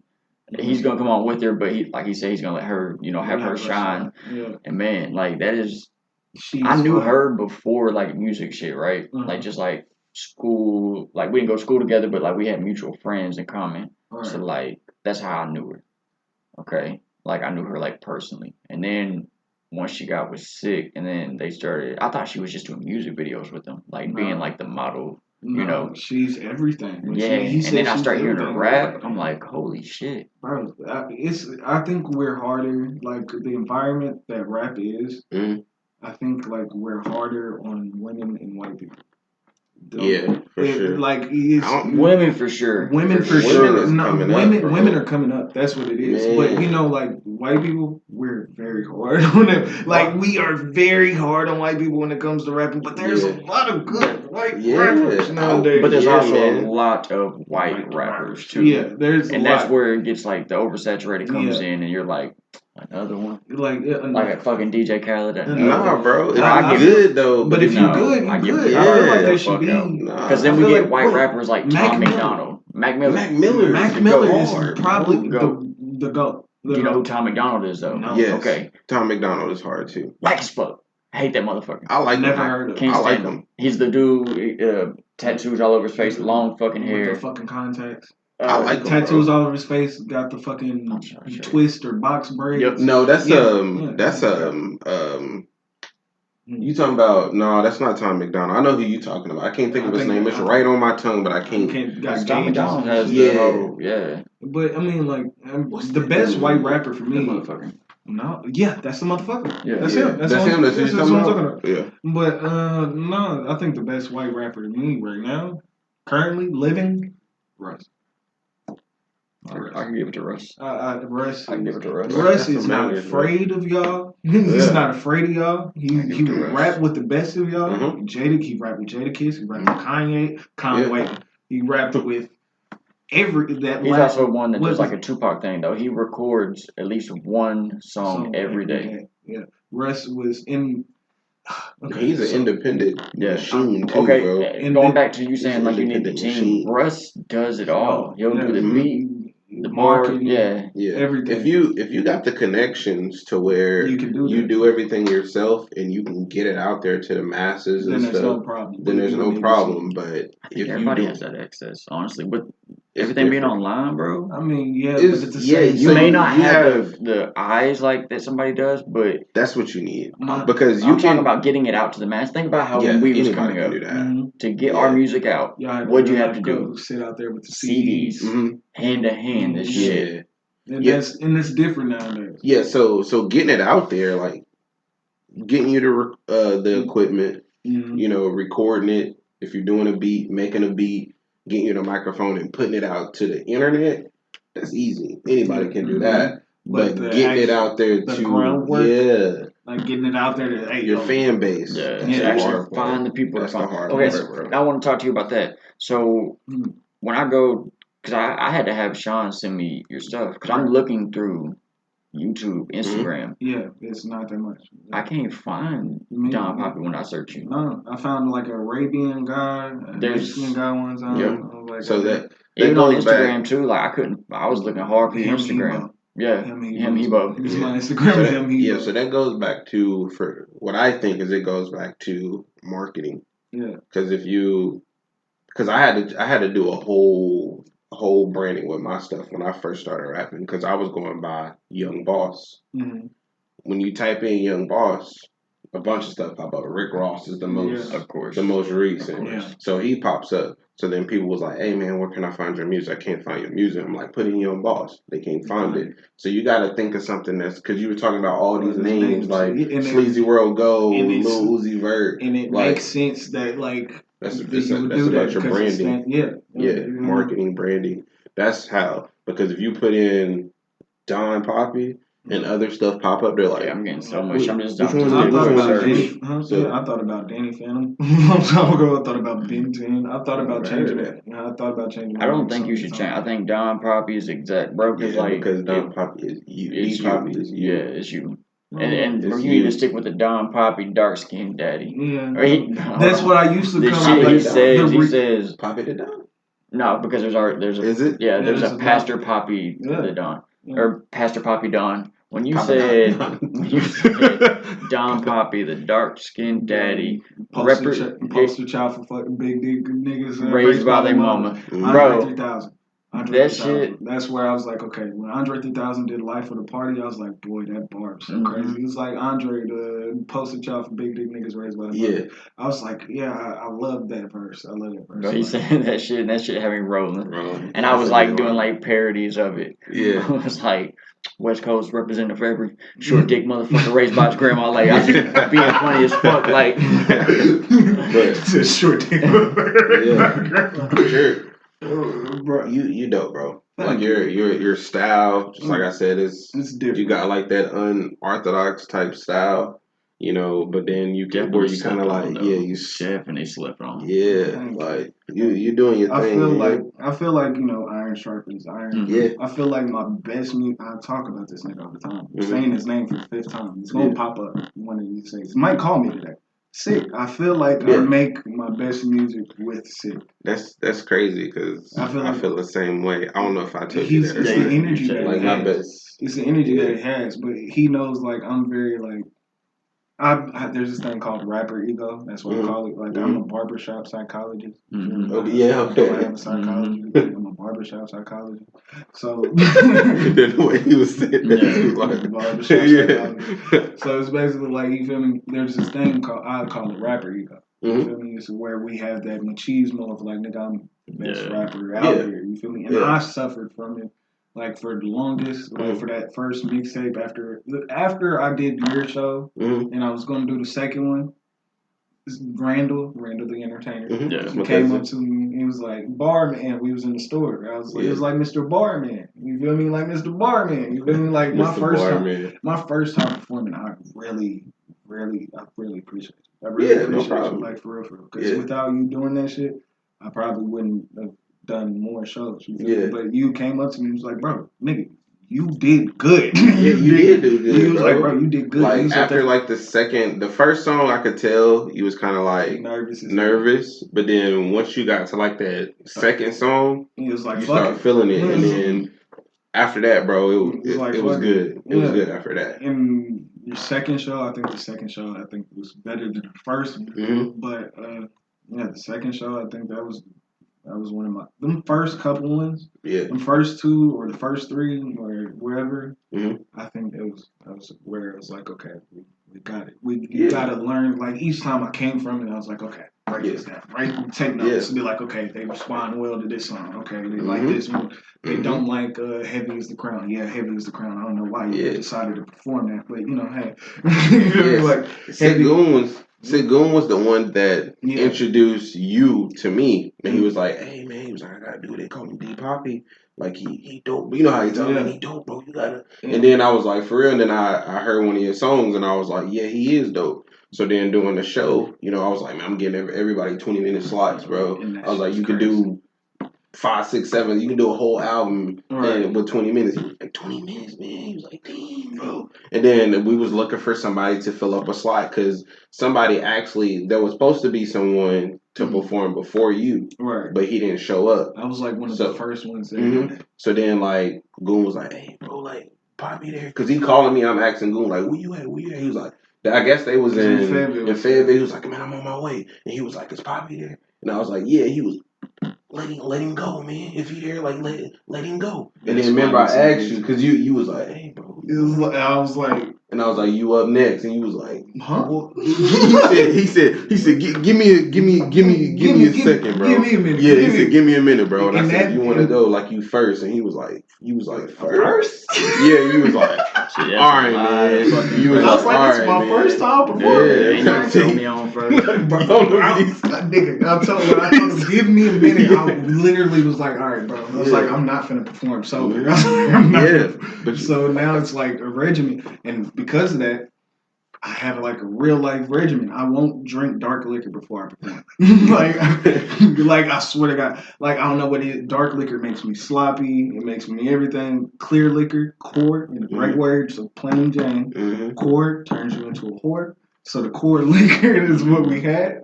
You feel me? And that's what we like when she was talking about the Don Papi's restaurant and shit. Yeah. We went to Conway. That was like my fourth show, I want to say. And that was like the first time that me and her actually ended up kicking it. Me, her, Dez, and Sid. Yeah. We went there. We ate at the Don Papi's restaurant, which is like some kind of Mexican restaurant. Mm-hmm. It's like some Chipotle kind of shit. Yeah. So boom, we're out there parking lot pimping, drinking and shit. And she's like, yeah, drink this core and shit. And I was just feeling myself that day. And went in there in a Conway, and that was like one of the best shows that I've done. And it's just like, okay, boom. If I'm about to perform, clear liquor. Mm-hmm. Clear liquor, tequila probably. Hopefully tequila. It doesn't matter. I prefer tequila. Yeah. It's funny because that's actually what I did when we performed at the... in Feb. I think it was in Fayetteville too, but the first time we did it in... and was that? Was it Club Rush? It might have been. That was the first one. No, that was... was it next to Chipotle? No, not that one. I know what you're talking about. But your show... Otis's Club. Yeah. Otis's Club. Right there by downtown. It was that one. It's right by where they had Oktoberfest. I can't think of what it was called though. Yes. So that was actually my show. That was my second one. So we did the one that you performed at, and then the second one was the one that you had came out to. That's why I ran hottest in the city. Yeah, it was the hottest in the city. What's the fucking club called, bro? Illest in the city. I did Illest in the city. No, there's no name. I don't know the name. I don't think there is. Yeah, I can't think of it. I can't. It's right there downtown. Yeah, it's like behind Finney's a little bit. Like yeah, it's like right there downtown. It's gonna drive me fucking crazy. I swear it's got a name. It is, but it's. Yeah, man, I just didn't. Shout out to my boy Otis. Sorry, we can't think of the fucking name of your shit. Bro. Remember the name, but that's what I did, bro. I ran up to the bar because he was like, "We about to go on." I'm like, I was like, "What are we doing first?" Like he was like, "We're gonna do beast mode." Do you know like the kind of anxiety that it really was? Like it was like crippling anxiety when she came up to me and was like, "Yeah, you about to go perform in a minute." I was like, "Huh?" It's like, did you even know you was gonna perform? No, I knew I was gonna perform, but I was like waiting for Sick to come because it was like, okay, at the time I had my homeboy Drew with me. I had my homeboy Drev with me, and that was our No Option song. And out of all the songs, like I said before, every time I went out there, like sincere, The World Is Yours is the first mixtape that I had. You feel me? So that's all that I had at the time. So everything on there isn't like tap your foot to. Okay. You feel me? The only two songs that are tap your foot to are the Talk to Me Nice and fucking No Option. You feel me? And then I had Talladega with Sick. I was like, I can do those three. And we can turn up or whatever. But it's not the case. Because I remember Goon was like, is he there? And I was like, yeah. And I was like, is he supposed to be performing with you? And he was like, yeah, man. He was like, I'm on my way. And then he was like, man, he nice though. He said, he was 45 minutes away. And I had a lineup set on how I wanted people to go. Right. And the first person didn't show up. And the next person was actually supposed to be Goon. Mm-hmm. So that's why he asked. Because I was like, how far are y'all? Because I was like, I got a lineup set up. And I was like, man, we running kind of behind on time. I was like, we supposed to be done at a certain time. And that's because they was running behind at that show up there. They was fucked up on time. And then I said, how far are you? He said, man, I'm probably about 45 minutes to an hour out. And he was like, but I gotta make a stop before I even come there. So I said, man. So I said, but you coming though, right? He said, yeah, I'll be there. He said, man, just go ahead and do your thing or whatever. And he was like, I'll be there. He was like, I'll hit you when I get there. So then he was like, is Don Papi there? And I was like, yeah, he here. And then he said, man, he nice, bro. He got some songs of his own, man. He said, man, go ahead and let him go. Yeah, bro. So I said, okay. So then that's when I was like, hey, going on his way, he running late. And I said, you up first. Yeah, I said, you up first, bro. Instantly up grab. Like, I was like, let me go ahead and get drunk. I was like, let me get as many shots as I can right now before I have to go. But that's why I call Sick Batman. That's why I said, like, I'm Batman. You're Batman. I'm Robin because I'm every show after that. It was like me. It was like Talladega is like literally one of my best songs. It's like literally one of my best songs. Like I can tell you my favorite songs for myself, but it's not gonna be what I would perform. My number one is My number one is The World Is Yours. The song The World Is Yours. The fucking Patti LaBelle, My Plan Is Success. That shit is a good bar. It was just a bar after bar after bar on there. Battle Cry, I did like 5, 6, 7 schemes on there. And like the whole song is nothing but schemes. Is the fucking if you catch it, it's like I'm not afraid of this nigga. I'll kill this nigga in 5 schemes. It's about Wakanda because I was at the water like T'Challa, whatever. Step his head like Nike, whatever. Life is a film, no Spike Lee. Like if life is a film, no Spike Lee. Do the right thing. He got game. That boy Jesus in the paint, whatever the fuck. And then I switch from that and then go to John Singleton movies, A Boy from the Hood, A Menace to Society, all that extra, and then like. It was a good bar. It was a good, like, bro. That was when I was writing for real. I was like, oh yeah, you're cool. And then like so. For some people, if they knew my dad, or if they knew my dad was a rapper, I picked up my father's gloves like they were made for me. That's why I like the Apollo bar. Like I'm trying to sell out hooks like the Apollo, it looks like Apollo, whatever the fuck. I picked up my father's gloves like they were made for me, trying to beat the city, whatever the fuck. Right? I'm telling you, I barely remember. You should do almost like a. I wanted to break that one. Yes, that song right there. I wanted to break down every bar to people and be like, okay, this, and that. My favorite bar. Why don't you do that? I don't know how to do it. Just with your phone, just sit there and like let the song play, and it's your music, so you have all rights to it. Let it play, let the bar play, pause it, and go. Okay. So I don't know if y'all caught that. But this, and that. Picked up my father's gloves that they were made for trying to sell out the Apollo Creed gloves, all that shit. I was like, bro, that is like that's why that's one of my favorite verses, because it's just like, it's like, my guy, like he just went like bar. Bro, you went so deep with the movie references and shit too, like that's. It's crazy. Go over so many people's heads. Like in the way that I was saying it, like you wouldn't even like register. You gotta play it. It's like life is a film, no Spike Lee. Do the right thing. He got game. That boy Jesus in the paint. Franklin raised the saint. Franklin sang is Snowfall.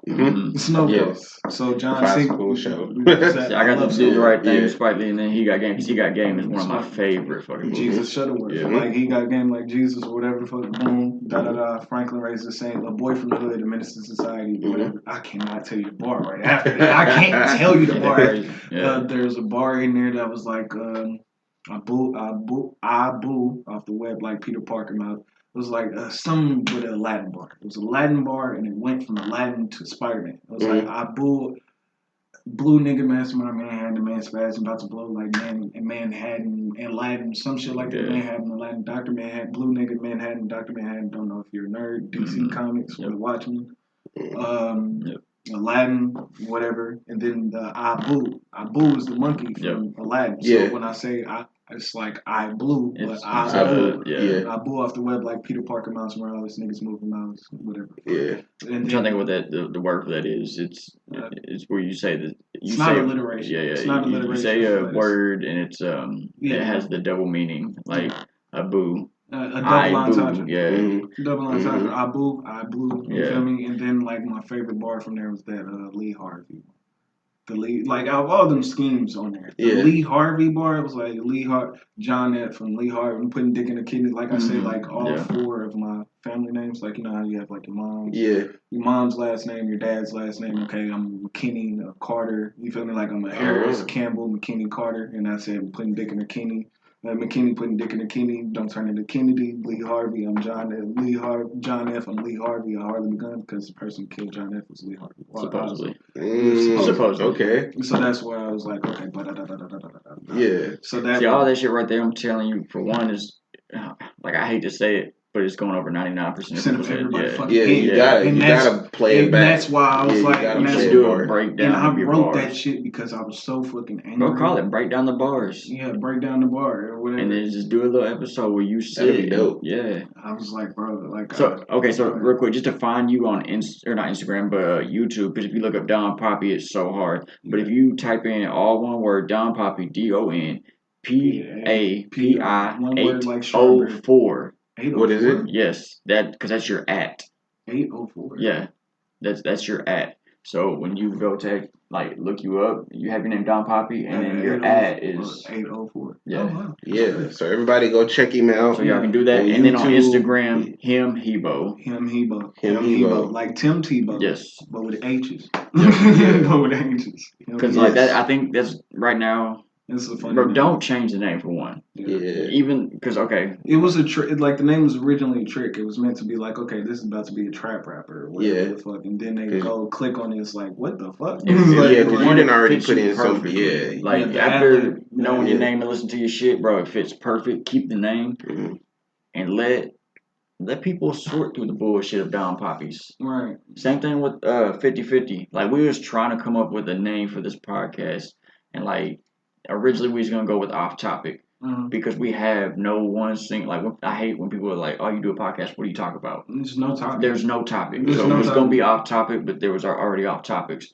Now after we done started and we got the 50/50 going, if you look at 50/50, there's a few 50/50s. Just stick with it, bro. Let people weave through the bullshit. 50/50 Fort Smith. Yeah.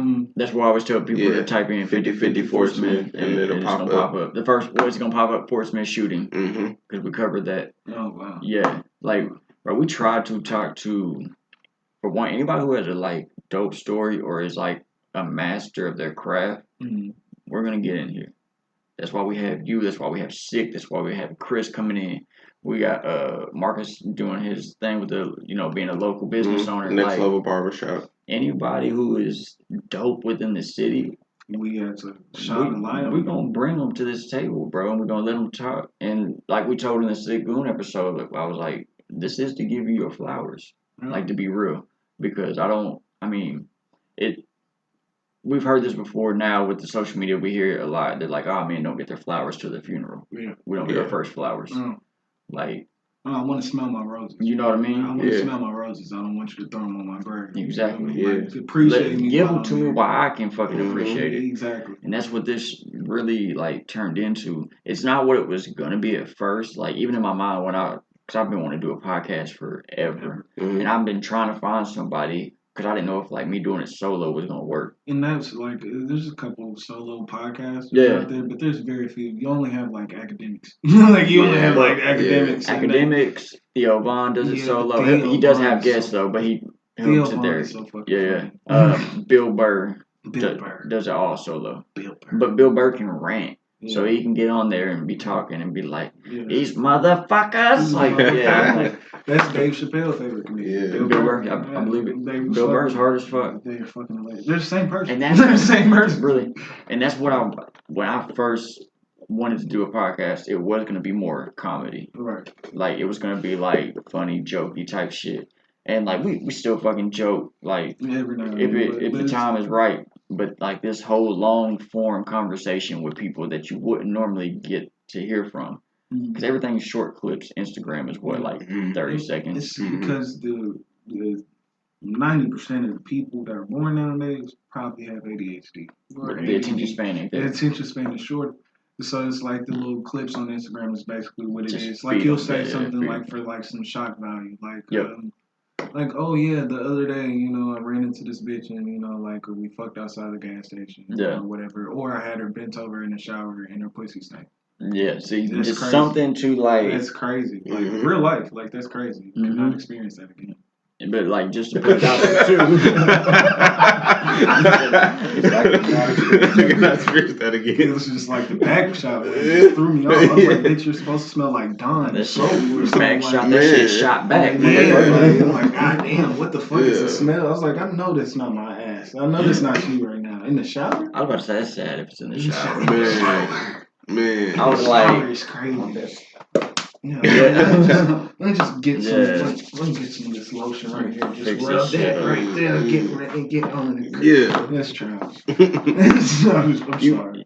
You really, like, it upsets me when I go to YouTube and I look up D Rose, bro, and it's at 151. Which, that's like our top views right now. And I mean, we're happy with it. Yeah, I'm cool happy with it, especially for it to be a 3-hour fucking show. Yeah. But, bro, D-Rose. there should be a lot more access to your shit, and more people should have, like, known you by now. Yeah, Sid gets on me about that shit all the time. But that's what me and every time I talk to Spider Crazy 8, shout out to my guy. Yes. Every time I talk to Spider, if I do talk to him, it's because I was talking shit on Facebook. And he'll see me, and he'll call me. He'll call me, or he'll text me. And so, like, I don't know what I think the last time that we talked, he went on a podcast or whatever. And it was like, the headline was basically, he explained it to me, like, bro, they just be making headlines and shit. And it's basically, his headline was basically like, you know, he feels Arkansas doesn't need to come together to be big as Memphis or in Atlanta or whatever. He feels like the Arkansas artists don't have to do that. We talked about that. We actually... I completely disagree with that because of the fact of... And he was like... He said it's like some teamwork or some shit like that. And I told him, I was like, my nigga, you are on a podcast talking about how Arkansas artists do not need to come together, but you are wearing... All of you are wearing Team Crazy Spider shirts. Yeah. It's like, that looked like unification to me. Yeah. It's like, that looked like unification to me. So he called me. He was like, no, they misquoted it and all that extra. And then we just started talking about, like... what it takes to be an artist nowadays. And nowadays, like I was saying earlier about who was I talking about? Joyner Lucas or J. Cole? Yeah, all of them. All of them. You feel me? Like, it was just like, you know, it being the most lyrical, best barman that you can fucking be, that was a tough pill for me to swallow at first. Because I've only been rapping for like 2.5 years or a year and a half, 2.5 years at this point. You feel me? So it was like, that was a tough pill for me to swallow because I was raised on fucking battle rap. I was raised on, like, you know, bars. You know what I mean? Like, bars, not no motherfucking put the purp and drink and all that extra shit, whatever. Like, I didn't grow up off that. I grew up off of bars. Like, my dad was listening to Jay-Z, Lil Wayne, and fucking DMX, fucking Redman, and all that. My uncle, I'll go home. My uncle was listening to motherfucking all the Dipset, Currency. You feel me? Like, it's Currency, just, Hot Spitter. Yes. It's just like a whole lot of music around. My brother is listening to Drake, J. Cole, all this extra. It's just like, you know, that's what it was. You know, that's what it was. But it's like, I was raised off of bars. And so, like, how you just said, like, 90% of them bars is finna go over everybody's head in battle crowd. Unless you just literally sit there and wait for it, or just sitting there looking for it. But then you got to sit and break it down, and you got to play it back a couple of times. We also have to know the culture too to be able to catch all that, like the whole Spike Lee joints and all. Like, you have to know. A lot of my bars are probably movie references or like probably movie references. The majority of it's probably movie references, or it's just like alliteration. It's probably movie references, alliteration, or that's why I would go for myself. Like, if I had to break myself down, it's alliteration and movie references. You definitely sound way older than what you are. So that's when you told me you was born in '99. I was like, what the fuck? Yeah, way past your time. Yeah, because you sound like this is cliche, old soul, young body. Yeah. But that's 100% what it sounds like. When you were spitting from a perspective of somebody that's been here before. Yes. Someone who is like been through it for so long, like you have all this shit to say, and like it goes back to like the squeezing the extra words into bars. Yeah, it's like you have so much to say. Like I see, like once you, because my uncle brought up the D Rose thing to me a long time ago before I dropped it. Yeah, and do you notice that you go? Like you'll be rapping, you'll be like, and I think you should keep that in there. Yeah, because I'll be like to the listener, I'll be like he's spitting so hard and he's putting so many bars into a frame, and then you'll be like. And then you'll be like, but you'll catch it back though, because that's why it's so like unique, and that's why I use the word unorthodox, because it's like not what we're used to. It's like this never take that shit out. Just like this man just got in here and just started rapping, and was like, I'm out of breath, but keep this bitch going. Keep it going. I think that displays and the engineer usually can take those out, but like he'll be like, keep it, and that's why it's so raw though. That's why like when the first song, I'm telling you, the first song I wrote was D Rose. Like the first one I officially wrote, it was D Rose and The World Is Yours. The World Is Yours took me forever to fucking write, because of the fact that I was just, like he said, you just write some shit down. And that's just how you don't hear it. You get what I mean? So you're just in there writing some shit. So I'm over here writing, trying to catch the beat or whatever the fuck. I don't remember, because it wasn't until I actually went to go record it where I was like, okay, I got it. You feel me? Like, I got it. And it was like the Patti LaBelle bar, probably. Yeah. It was like one of them. No, it was like the beat does like this weird drop noise, like, and it was like I couldn't come off of it. I didn't know how to catch it again, but until I went to go record it, I caught it. So that's like what it was. That happened to me so long. But D Rose was the first one that I wrote, and then the last song that I wrote on The World Is Yours was Talk to Me Nice. And I was going to be done. I like how you come back to that too, though. You say it a few times, like, I'm different now. Talk to me nice. Talk to me nice. Talk to me nice. Talk to me. And the craziest bar, one of the craziest bars I've ever wrote. Like, I know I just went on a rant about like, oh yeah, this bar was crazy. This bar was crazy. Yeah. But the deep in the pussy she whistled, sending the shots with no missile, tell you I fucking you kissing you right, like just coming back off of that. I was like, yeah, that's crazy. I was like, yeah, that's crazy. But I think like the out of breath shit, bro, is hard. Like it going back to Kendrick. I think it's on Ignorance is Bliss. Yeah. I can't remember what it is, but it's just a freestyle, and at the end he's going so fast, and he ends it like that. Like he stutter steps, and he lets it be on there, and it displays like passion and heart. Yeah, because I feel like it makes it raw. It does. It does make it more raw. It does, because usually an engineer would take that out. They'd be like, let me take out the breaths. I cut Wild Dude some slack because of the fact of like, I mean, like I've been smoking blacks here recently. I haven't recorded in like a year and some change. Yeah. So I can imagine what the fuck it would sound like now. Like a lot more, you feel me? A lot more cuts. But I imagine like back then it was a lot of cuts. Yeah. There was a lot of deep breaths and shit. It wasn't like that many cuts. So, like you might do like 2 or 3 cuts. It'll be like, okay, I think you should leave it all in. All in there, bro. If it ain't like 2.2 will make you cringe, to be like, ooh, no, take that one out. I really sound like I'm about to pass out on here. But if it's like kind of like it's almost like a ad lib almost. Yeah, damn near. You know what I mean? Like when Talk to Me Nice is one where it definitely would be like how Benny was like, I'll send you my I'll send you which will be known for and mine's is Papi. Mine's is just Papi. I hate that shit so much. I hate it, but it's. No, I think Dark Skin Daddy is yours. I think Dark Skin Daddy. I'm the Dark Skin Daddy. I'm Dark Skin. That's how it is. Don Papi, the Dark Skin Daddy. I've only said it one time in the song, but I'm gonna get that shit off again. Like, you know how hard it is to get Dark Skin Daddy in the song. Like, you know how hard it is. Dark Skin Daddy, send me the Addy. Dark Skin Daddy, send me the Addy. You pull up with Addies. Spank you because I'm your baby. Well, yeah, you can get it off of there, man. You can get it off. But that could just be your little tag, though, too. Like, at the beginning of your song, especially if you ever do features, bro. Definitely hit it with Don Papi, Dark Skin Daddy. I usually do, like, Boy Meets World. hate it and I love it. Have Plane do it. What, the Papi? Yeah, have her daddy? do. Yeah, dark skin daddy. Because you said she the one that came up with it. We was like dark skin daddy. You can take it from the episode 2 that we did because that's how she says your name. She says Don Papi, the dark skin daddy. It would either be that or just Papi, like just Papi. It's one of those. Because even when she said it, I was like, who? Like the way she said, she was like the dark skin daddy, and I'm like. It's kind of sexy. Yeah, I was like, hold on, what the fuck we doing? Yeah. I can already imagine her getting her voice. Yeah, it's the dark skin. Look, shout out Plain Jane. You hear this? I'm gonna call her.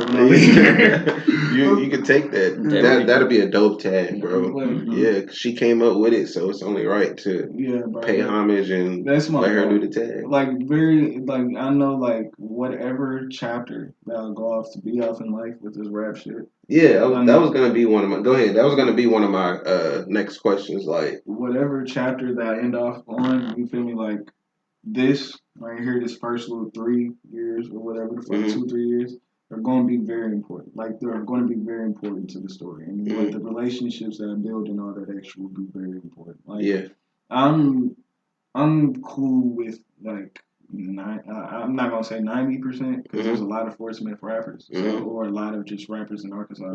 I think I'm cool with like a vast majority, like a very good majority. Or like I was like, oh yeah, I need a song from you from a couple of them. Like speaking of white rappers, one of my favorite local white rappers, Trelos. He's from Fayetteville. He's from Fayetteville. He's my fucking guy. I call him white. I call him the White Mamba because of his mentality towards like music. Like every time I see him on Facebook or something, or I see him in general, he's always at a show. He has a song. He's doing something. Like he's everywhere. And he's like the cool little like white boy that just sits in the corner that used to listen to old 90s hip hop. Yeah, that's him. That's him. And I fuck with him for real. And that's the way that he flows and the way that he raps. Like I continue to say this.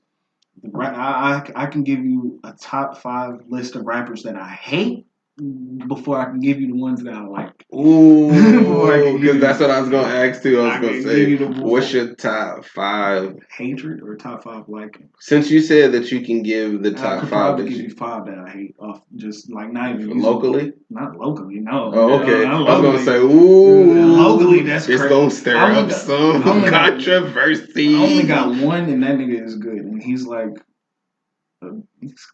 it's like my brother or something. Like we're cool to some degree. You feel me? I hate the nigga, but I like him. I'll say his name, Tyrese Too Fly. I love him, but I hate him at the same time. Light skinned niggas, man. Yeah. I just don't know what it is. I just don't know what it is about. They're taking over, man. It's taking over, man. He's good. He's decent. At first, I used to hate him. But so what's the top 5 of? Look, he like don't get away from that. Hatred. I don't got a hatred local. I got a hatred. Big, Logic, number 1. Okay, I can put him on that list. Yeah, number 1. He can rap good. Yeah. It's just like He like with the glasses and then like the little. It's not him. It's just not him. I can't explain it. Yeah. I can't explain it. If I could really explain it to you, I would. Now, Homicide is a dope ass track with Eminem. Yeah, bro. Homicide's dope. I like this. Okay, here we go. But I can't. I ain't trying to get copyright infringement, but because I was gonna play and be like, bro, that Logic. Joyner Lucas. I've already explained this before. You explained that. Yeah, he's very one-dimensional. He's very one-dimensional. Only raps about one thing, and that's perspectives and perspectives only. The only song that I really might have liked about him was the one with Lil Baby, and that's Ron and OJ. Yeah, okay. But I play WWE, so I hear that shit every day now. Yeah. So, that you're gonna get mad at me. It's because he's the father of it. Okay. He's the father of this fast rap genre and shit. You gotta acknowledge that. And I'm one of them people that says if Eminem didn't go first, he would have lost in the 8 Mile. I'm also the person that said, who was it that he went against? Papa Doc. Yeah. Lotto. I'm one of them. I'm one of them. is a horror flick, but the black guy doesn't die in this movie. you gotta be kidding. What do you say? You really don't have an interest in living. You think the people gonna feel? That's my movie, bro. What he said? You think the people gonna feel? Did you say? What he say? I got a better chance joining the KKK. Like he was like, bro, he was freaking. I was like, oh my god, bro. If Eminem didn't go first, it ain't Mile. It's a different story. I was like, yeah, we fucked your girl. My homeboy fucked your girl. That's my movie, bro. Your homeboy Cheddar Bob shot his face. Yes, when it gets to that battle, I rewinded the whole time. Every time, bro. Because he comes back with the jokey, clowny shit. Tank top screaming, Lotto, I don't fit you. And then he got the crowd kind of. This is always like, I mean, not to switch right. Eminem. So, Eminem, Hobson.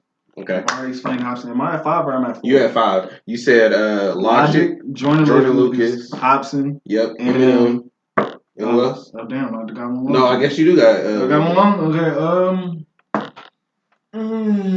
Give it to me. Somebody that just makes me cringe every time I hear their fucking voice.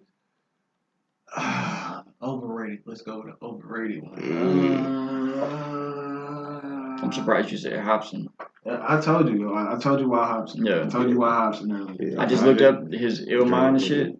His Ill Mind 9 has 26 million views. It's fucking crazy. There's nothing wrong with Hobson or nothing at all. Like I just his shit set like my pants, bro. That shit's hard. Like when I say hate, it's not like I just really hate them. It's just like certain shit that they do that pisses me off. That I was like, okay, I'm not fucking with you. You feel me? For Jordan Lucas, I'm trying to think all perspectives. I agree with your top 4. I'm trying to think of a fifth one for me too that I just can't. Like I feel like these should be hateable people. Like I'm not saying like nothing is wrong with the fact that the way that they rap or nothing or none of that shit. It's just not for me.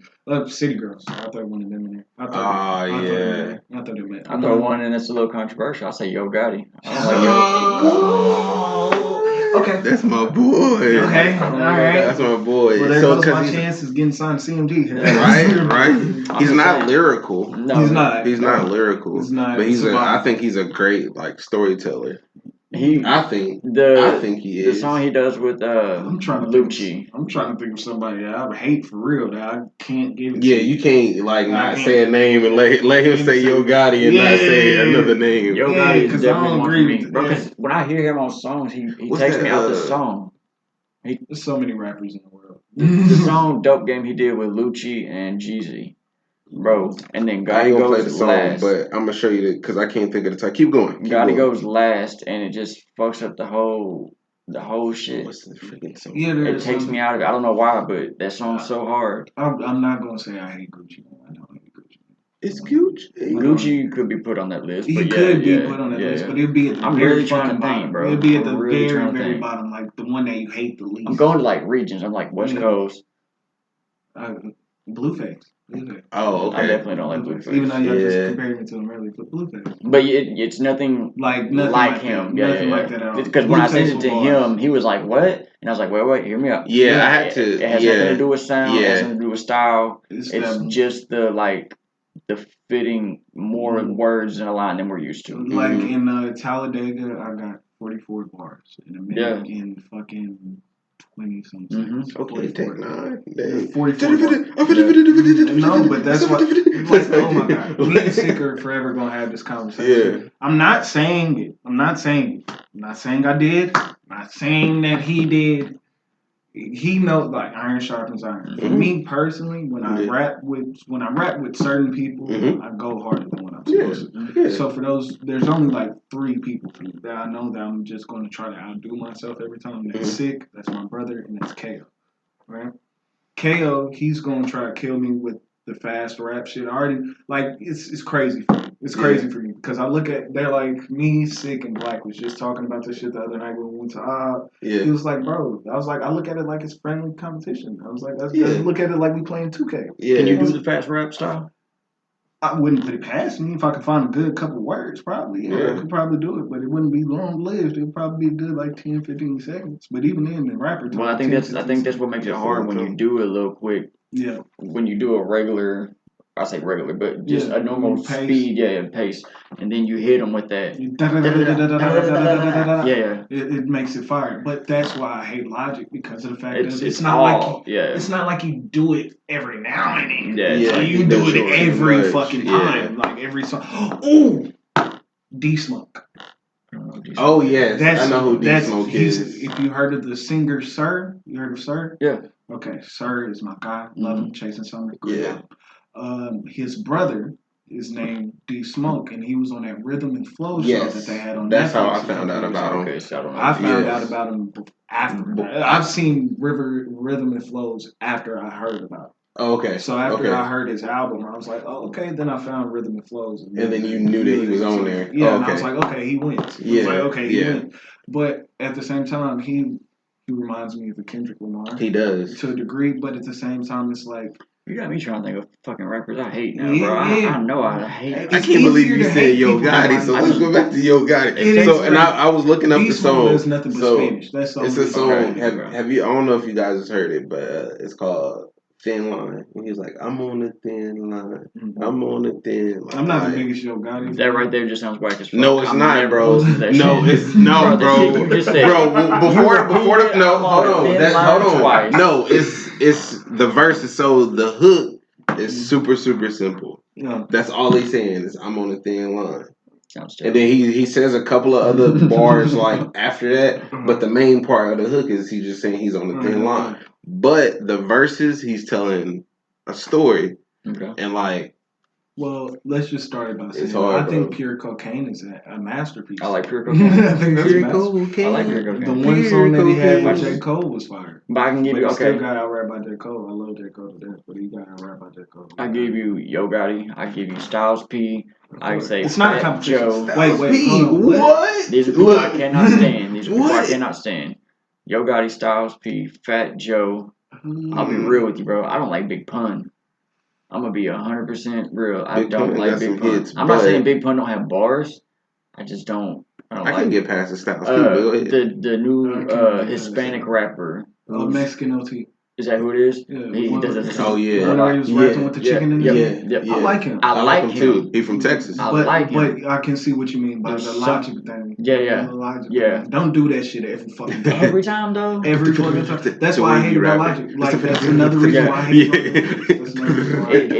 It's unique if he would keep it. If it wasn't every song, I like it. There's something about it, but then once I like played his shit, and I'm like, oh, it's every song. I gotta do in every song. Yeah, I fuck with him though. Yeah, I do. I like him. He's hard. I get that. I get what you mean though. Oh, who's the rapper I sent you? The guy I sent you on Instagram. Because we was talking about using the N word. I'm like, oh yeah. I don't like him. I don't know. You said him. I don't like him. I forgot his name, but I know what you're talking about though. Oh, really? Yeah. This brought up. We was talking about like non-black rappers using the N word, and I found like every other Instagram, and he was. They was blasting him in the tricky subject. Trick question: how you gonna feel if Eminem just comes out and says he did? He did. I know he did. He did. I know he did. And it's like Royce the 5'9" was on stage with him or something. It's like an old video. But that was in his D12 days. Royce the 5'9" another hard motherfucker that don't get no respect. He does not get no respect at all from nobody. And he even says, "I'm just as hard as Kendrick." Yes, and that's not an exaggeration. That's for real. Matter of fact, I was just about to send you his whole album because he did an album. Did you listen to Killer Mike's album? I like Killer Mike, dope. I've never been a Killer Mike fan. I've never been a Killer Mike fan until all the Run the Jewels is hard as fuck. I've never listened to. I think that's the reason why. What's the like Run the Jewels? That I didn't never really like Run the Jewels. Danny Towers is that dude's name. Danny Towers. Like Florida water. Bitch, I'm from Florida. I'm just thumper for thumper. I just ran to Cucamonga and I slammed with that thumper, nigga. I like that song. So how do you feel about him saying that? I didn't know he wasn't white. I didn't know he was white. I thought he was Hispanic. I don't think he is Hispanic, but that was the whole topic of like. They was getting him in the comments. I don't know if he was reading the comments. I mean, in some cultures, we're in Arkansas, it's different. But like in New York, the Hispanics, Fat Joe, Hispanics, Puerto Rican, Dominicans, and Black people are like this together. So see down here, it's almost like black, Asian. It's almost like anybody but white. Yeah. So you think? I think in Florida it's mainly Miami or whatever, Miami, Orlando or whatever. I think the Hispanic culture is mixed with the black culture a little bit. So I would. So do you think it's okay for them to say it depending on who they hang out with? No. Or who they're cool with? No. Product of environment. Let me give you an example of this too. Product of environment. I got a white homeboy that is. I got a white homeboy. His name is Nick. The first time that he said that shit a couple times, it threw me the fuck off. Not gonna but it doesn't say it around me. So I got this white homeboy named Nick. Now you gotta understand, like, we're in Arkansas. When you say that shit, like, I mean, like, when I was 13, I got pushed, and some white dude was like, "This is always gonna be better than that." And I was like, "Oh, my girlfriend," and it's so sad. It's so sad. But boom, you know, da da da da da. My white homeboy Nick, he's from Chicago. Yeah, well, he was born and raised in Memphis, but they went from Memphis to Chicago, back to Memphis, to here, for the majority of his life. I'm not even trying to say it like that. Yeah. But those is who he was with around. Okay. He's around nothing but black people. So I'm imagining you grew up throughout this kind of way of life and all that. You've heard the word. You've heard the word, and I'm pretty sure you used it a couple times. Yes, you feel me? So it's like, it's a product for your environment, whatever the fuck you go with or whatever. Am I okay with white boys just saying nigga like that? No. Does it rub me wrong? Yeah. But at the same time, what am I going to do? Punch every white man that says nigga? What am I'm going to I'm going to fight every white man that says nigga just because of the fact that it's what I use this shit. Like, I look at the B word, bitch, basically is like the women's version of going like nigga and shit. Because you can't say bitch around a woman, but they can call each other that all the time. All the fucking time. A lot more. Yeah. The whole bitch. And they say it like playing. Yeah, they say playful. Like, but how do you think it sounds like, oh yeah, my nigga, woo, wah, woo, wah, woo, wah. How do you think he feel? how do you think he feel? But same thing with like the gay community. Yeah. So, yeah, you can't use that. Like I went to a drag show to support Chloe, who we had on the podcast, and like they use the F word like the N word. Yeah. And like it's playful. Yes. Yeah. I didn't know that. Yeah. I've never been around like a bunch of them. I'm sure that's not as bad. I'm sure I could say it, but I've never been to the drag show. But I have a weird theory.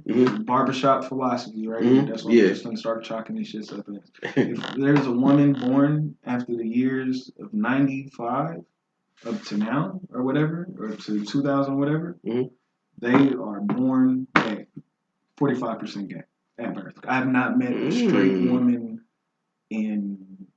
I think I know one straight. I know one straight woman right now, and that's because we used to fuck with each other. But every other female that I'm friends with, I'm cool with, fuck with, or whatever, they're bisexual. I don't think anybody's 100% straight. I don't think anybody's 100% straight. That's okay. It's okay. In life, period. Yeah, no, my dad. Everything's situational. Everything is situational. I get this shit all the time. I get how many times I got called gay because I had dangly earrings, my guy. Like every time. Like then I mean that's fashion. No. So some people, my grandpa, it's gay. It's gay. That's what he said. No, I mean, take that off, boy. My mama take that shit off, boy. My mama teased you ain't no grandson. My mama used to tell me I look like Ozone for breaking and shit. Okay. Because I had the hoop. I don't like stud earrings. They always stab me in my fucking back. So you know so look at me. Look, I'm not even trying to do. He got a point. So this is a situation. But look at me right now. I got on a fucking purse. I got on pink shoes. Fashion. To you. Pink forces. To you. Fashion. But to somebody else. Okay, but now like. To somebody else, that boy gay. Somebody can go fuck a dude or fuck a transsexual, and they're like, well, that's just sex. Why does that make me gay? I don't like men. And you're like, but that's sex. Okay, so that's different though. No, exactly. See how you're saying it? So long now you're saying sex is what determines it, and some people would think fashion is what determines it. We all have a line of where does gay start. This definition for me would be a metrosexual.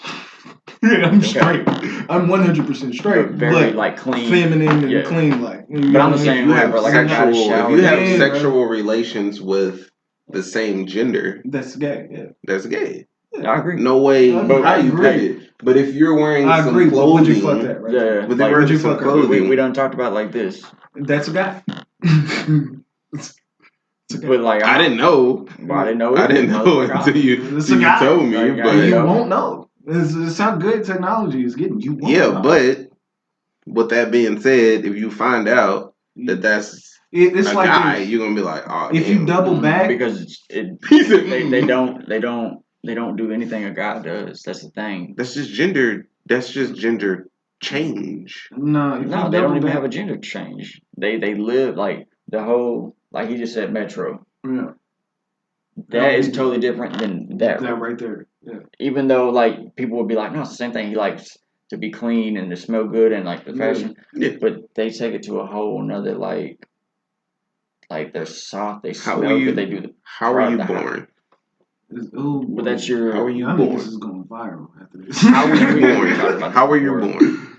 But was do you have a degree in biology? Picture, that person on the picture. Yeah, do you have a degree in biology? Hold on. The person on the picture. Mm-hmm. Were they born a certain gender? They were born with certain parts. Okay, they were born with certain parts. Mm-hmm. All right. So that's who. Here we go. I'm smashing. Yeah, right. I'm smashing. Right. Boom, boom. Yeah. Right there. It's a man with a fish, right there. Just slide over. Yeah. It's a man with a fish. It's the same person. He's transracial and transgender. It's smashing. Like that's what I'm saying. If you didn't know, you're not gonna know. If you didn't know, you're not gonna know. I don't. Okay, so I don't knock it. Let me make sure this. Let me make this clear. Let me make this clear. She's had. I don't have a problem with it. No. Okay, I don't have a problem with it whatsoever. I don't have a problem. No. But it's like okay. Like you got a little problem. No, I don't. But do you like fat women? Now here we go. Do you like fat women? Yeah. Well, cushion for the bush. Okay. Do you like anorexic women? Anorexic? Skinny. You like? I mean, if I feel like they're attractive. You like white women? Yeah, my wife is white. Light skins, Latinas, dark skins, all that extra. See, this nigga is nasty. He don't have no kind of preference. He don't have because your preference is wet hoe. No. Well, you gotta have it's a preference. It's something. Like of course, it's gonna be something that's gonna attract. It's always gonna be something that a girl has that's gonna attract a man. Whether some people do have preferences. Some people don't like anorexic. Yeah. Some people don't like that one. Okay, so that's what you prefer. Yeah, I like women in general. In general, but no. I do have if I was to talk about preference, I'd say like dark hair for sure. I don't like blondes because I am blonde. I don't know why. I can't fuck blondes. I don't like blondes. So that's totally different from what I'm talking about. I'm talking about if you were born with a penis, I'm going to go ahead and say it, or you were born with a vagina. And you got the extension. Or got it cut off. Then you're a GMO. If you have a penis and you get it cut off, that doesn't make you a different gender. Then why don't it?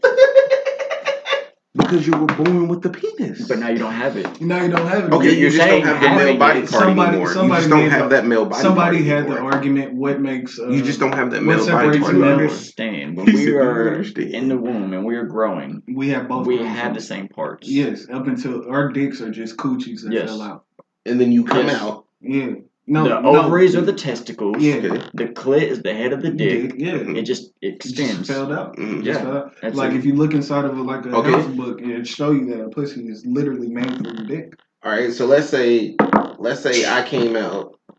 Yeah. And I didn't have a penis. That doesn't make me less of a man. No. Listen, bro. It's just like the chromosome. Well, you just went against your own argument. No, I get where you're going. I get where you're going. You said if you don't have a penis, it don't make you less of a man. Why? Exactly. If being a man or a woman is, I think he's going. You see what I'm saying? Yeah. If being man or woman is determined by your parts, how does not having a penis make you less of a man? It's really by your standard. It's really your chromosomes, and if you're male, if you have the double Y, if you have the XY, that's because you're still gonna have man features. But what about when they have women features? Look at the picture you just showed us. Bro, we hitting 10 times out of 10. If I didn't know, I'm fucking. You can have surgery. You can have butt implants. You could take how many more what's the pills that you take to make your skin softer, to make your boobies bigger. Yeah. You got pills to make your skin softer? That's crazy. Estrogen. It makes your hair grow. It makes your whole like body like soft like a woman. You see, like but there's men who have that naturally too. They produce more estrogen and they develop what's called gynecomastia, which is full on breast men. See, when they I ain't never seen that, but if it is a medical term, when they hit you with the word for real. You said when they hit you with the word? That's crazy, bro. That's crazy. And then I'd be like, all right, you was born like that? What about flat-chested women? Are they less of a woman? No. So now we're back. Because they still have feminine features, though. But they ain't got no titties. Is that not a female feature? It is, but I mean, if you ain't got them right there, because you still. What if they got a big coochie? What if they got like a long clit? The long clit is crazy. It is crazy. Do y'all get what I'm saying? I've never seen it in real life. I don't think y'all get it. You're backing up on. You're like the roast beef. Like the roast beef coochies are real. I didn't know they were. What did I say the first time? The first time you said parts determine what you are, but then you said if I don't have a dick, I'm not less of a man. Yeah. That's flip flopping. Yeah, I did say because he was even like in the middle of it. He was like, I did say that. All right, I did say that. I was like, I'm with both of y'all. But hold on, Sean. You lost me. You lost me. I'm not denying that. Okay, what you're born as at birth isn't technically what you are, and it does go to chromosomes. You either have an XY chromosome or a double Y chromosome, whatever, and that's what determines males from females. But like I said, we don't have biology degrees. We don't understand that, like, what if they developed the penis in the womb, but really their mind developed as feminine?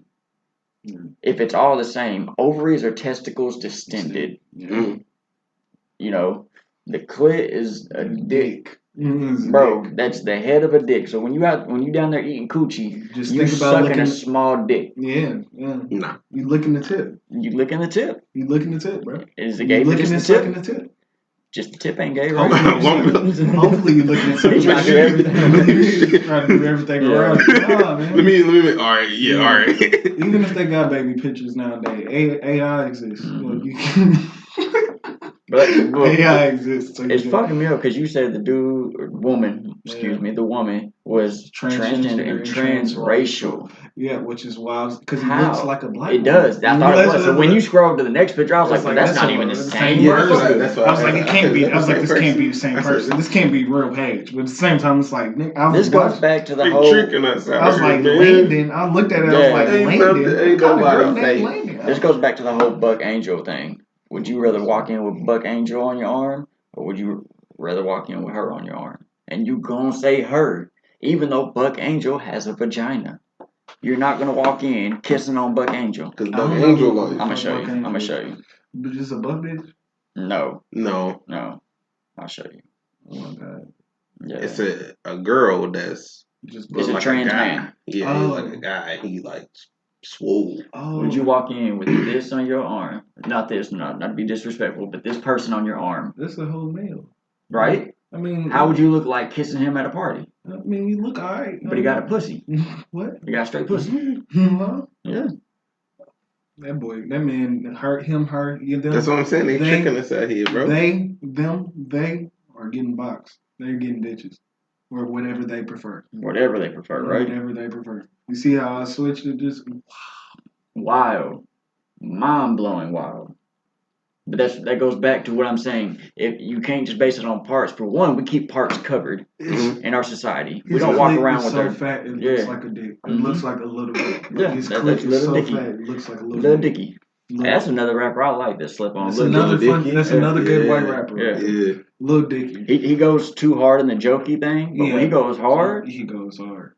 Bro, you could pause. Yeah, pause on the fucking the whole conversation. The whole conversation. I meant to call it earlier. Yeah, but, you know, hey, hard pause. But yeah, so we can't go by parts. Parts will get you. Have you out here like being like, no, I'm not gay. Like, trust me, like the parts that you can't see. Have you ever seen that episode of Atlanta? You ever watch Atlanta? Yeah. You watch when they're in jail, and they're like, why is he on the man's side? Yeah. You'd be if he was the girls, you'd be over there with the other girls. You gay. And then Donald Glover's like, I think sexuality is a spectrum. It's like, why are you being weird, nigga? Like, I'm not trying. I'm just sitting here. I just asked you about Atlanta last night. I love Atlanta. That's funny. I seen it. Did you see it? Yeah, I've seen it. Yeah, it's like one of the funniest shows. Yeah, that is. Because we were watching previews for the Haunted Mansion. I was like, that dude's funny as fuck in Atlanta. Stanfield. Yes, Lakeith Stanfield. Dude. He's also a really good fucking actor. He is. Fucking Black Klansman and Judas and the Black Messiah. That's what's the other one? Come on. The telemarketer. Sorry to bother you. Sorry to bother you. You see how I watch movies. I watch movies. Come on. Have you ever seen it? Come on. Huh? Have you ever seen it? No. That movie fucked my head up. Literally, he was like, okay, yeah, just do this line right here, you know, and then boom, he did the line. And then he showed him the video. He's like, so you trying to make me into a workhorse? Yeah. He was like, no. I'm not just going to make you into any workhorse. I'm going to make it like the Martin Luther King of the workhorses. And you don't even know what happens. So like that don't make no sense to you, bro. It doesn't make no fucking sense. I gotta watch it. But yeah, it's funny. It's funny, but it's the way it ends. You're like, what the fuck did I just watch? He was like, that's funny. We're going to give you $10 million. That's funny. We're going to give you $10 million, and you'll have a horse dick. He was like, what? Yeah. He was like, what? He was like, what are you old, bro? Like, for real. And he turned that man into a horse. It was a good movie. It's crazy. It's crazy as fuck. I hope you have a good day. I hope you have a good day. I hope your mornings are filled with money. Like, whatever. It's like, what you got that on? What you got on that? Nothing right now. This is just me right now. It's bourbon. It's like, dude, smell nice. We smell nice. We some good smelling brothers out here. Like, this shit is just funny as hell. That movie is a crazy fucking movie. Yeah, it's crazy. It has Amari Hardwick from Power. Okay, I like him. Yeah, it has Amari Hardwick from Power. It has the nigga in the wheelchair from fucking Scary Movie. Mm-hmm. The white dude. Yeah, I think he's the voice of, because they all have they're telemarketers. So they all have a white man's voice. Yeah, like Danny Glover is the person that's in the thing next to him, and the Cuban next to him is like, yo, you're not finna make no sales with that type of voice. You gotta use your white voice. Yeah. And then after that, that's like the whole. Like I haven't seen that, but I think I've seen like clips, like previews of that. They're like telemarketers, so they're sitting in the booth. Yeah. That shit's funny as fuck. It's just a weird fucking. The way it ends is, I don't know. Lakeith Stanfield's a good actor. He is. He's a really. Once I seen Judas and the Black Messiah, because the only thing I known him for was Atlanta and funny shit. He's so good in Atlanta. He's really good, bro. When he's like, I've seen the last episode of Atlanta fucked me up. Do you think it was all a dream, or do you think that moment was just? I don't know. Like, because you know, that's the go Poster Boy, right? Huh? Atlanta. Paperboy. Yeah. Bro, you remind me of Paperboy. That's so funny. I swear to God. That's his name. And like your songs and shit. Yeah, that's funny. Nah. Gotta get up and get it. Run up them digits. Paperboy. Paperboy. That shit is. I'm about the Paperboy. That shit. I don't. So, but yeah. I hope it's not. The whole thing is a dream. Because if you go back to the first episode, it's like Darius goes like in that first scene. He's like, "This feels familiar. Yeah, where is this deja vu? Where the dog with the Texas on it?" And then the next thing you know, it's the dog with the Texas on it. And then the last episode of the series is you find out Darius has been doing like fucking dream sleep tanks or whatever. Yeah. And then like the flotation. Yeah. And deprivation. In the whole episode, he's just every time you see Darius, he's in a dream. You feel me? So the last time you see Darius is like when he goes back. And speaking of Atlanta, that last episode, fucking great. Mm-hmm. Like the weird nigga that owned the sushi restaurant, that speech was like, "Don't trust them niggas in New Orleans. They down there hit the liquor." All that, bro. Yeah. French kids, bro. And so when he goes, the Tupac shit was fucking like hilarious. Crazy. Hilarious, bro. That's fucking hilarious. Atlanta like, just you want to say bye to him? She's like, "What? Tupac's alive?" And you're like, "Yeah. He's about to die." And like, I think where they dropped the fucking yeah, dude, bro. Atlanta is fucking crazy. Yeah. Donald Glover, the mind of him. Yeah, underrated rapper. Underrated everything. I don't like his stand up. This is America. That song. I like that song. Do you know that had started out as a diss? Yeah, oh, did it? No, I didn't know that. To Drake, and then Drake just went on tour, and on his tour he had on the thing it said overrated, award-winning song. This is America, Childish Gambino. Drake dissed him back, but this is America, and he was just like fucking around, and he's like, "This is America," and he's like, "Man, it's hard," and that's why he kept it.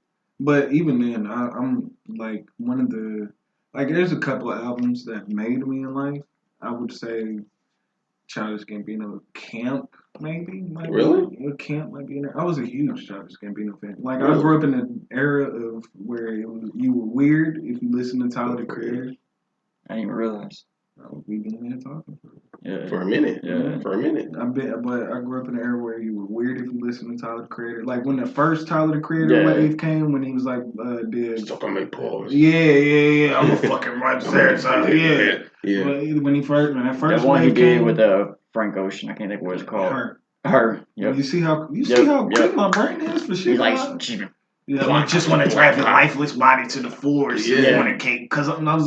He got a big fan base though too. For him to like rap like that, like his fan base. Yeah. Like, bro, his shows and she sent me. freaking. She sent. I was like 13. She sent me that shit back. She called me. She was like, "You hear what he's saying in the song?" Bro, that's like dude, his shows Kim are to somebody. crazy, bro. Like, what do you mean? I was like, "What do you mean, huh?" His shows, so he said, "Huh?" He said, "Huh?" My bad. His shows are like freaking like insane, bro. Mm-hmm. Like the props and like the lights and stuff. Like he's a crazy performer. Like, but he was one of the people who. And like he made that weird shit cool. Yeah, like, bro. Like with 100%. What's the I almost said goddamn Slaughterhouse, not Slaughterhouse. The show he does. Loiter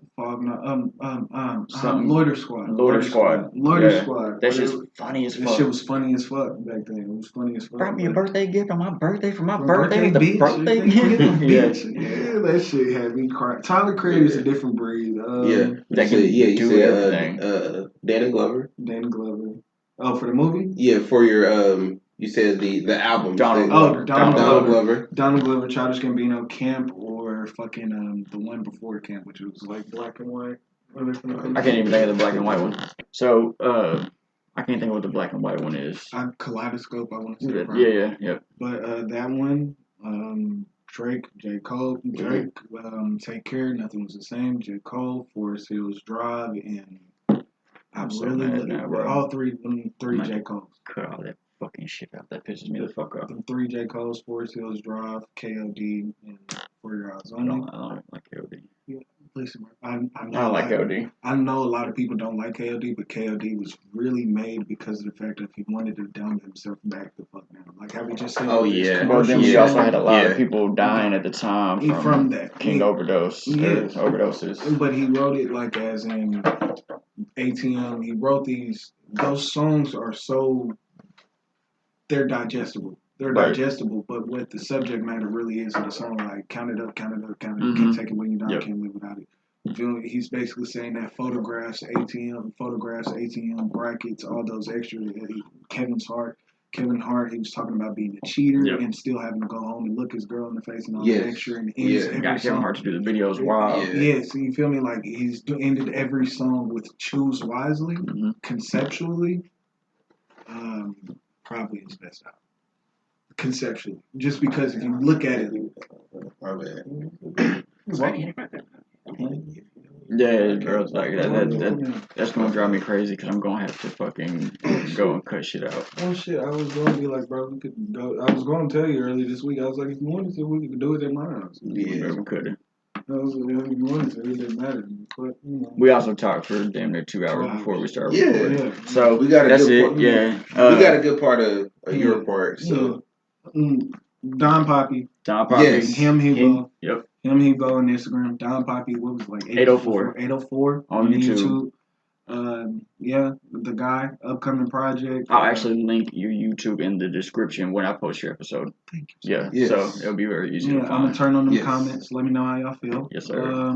Next project, yours truly, Good Kid, Bad Heart.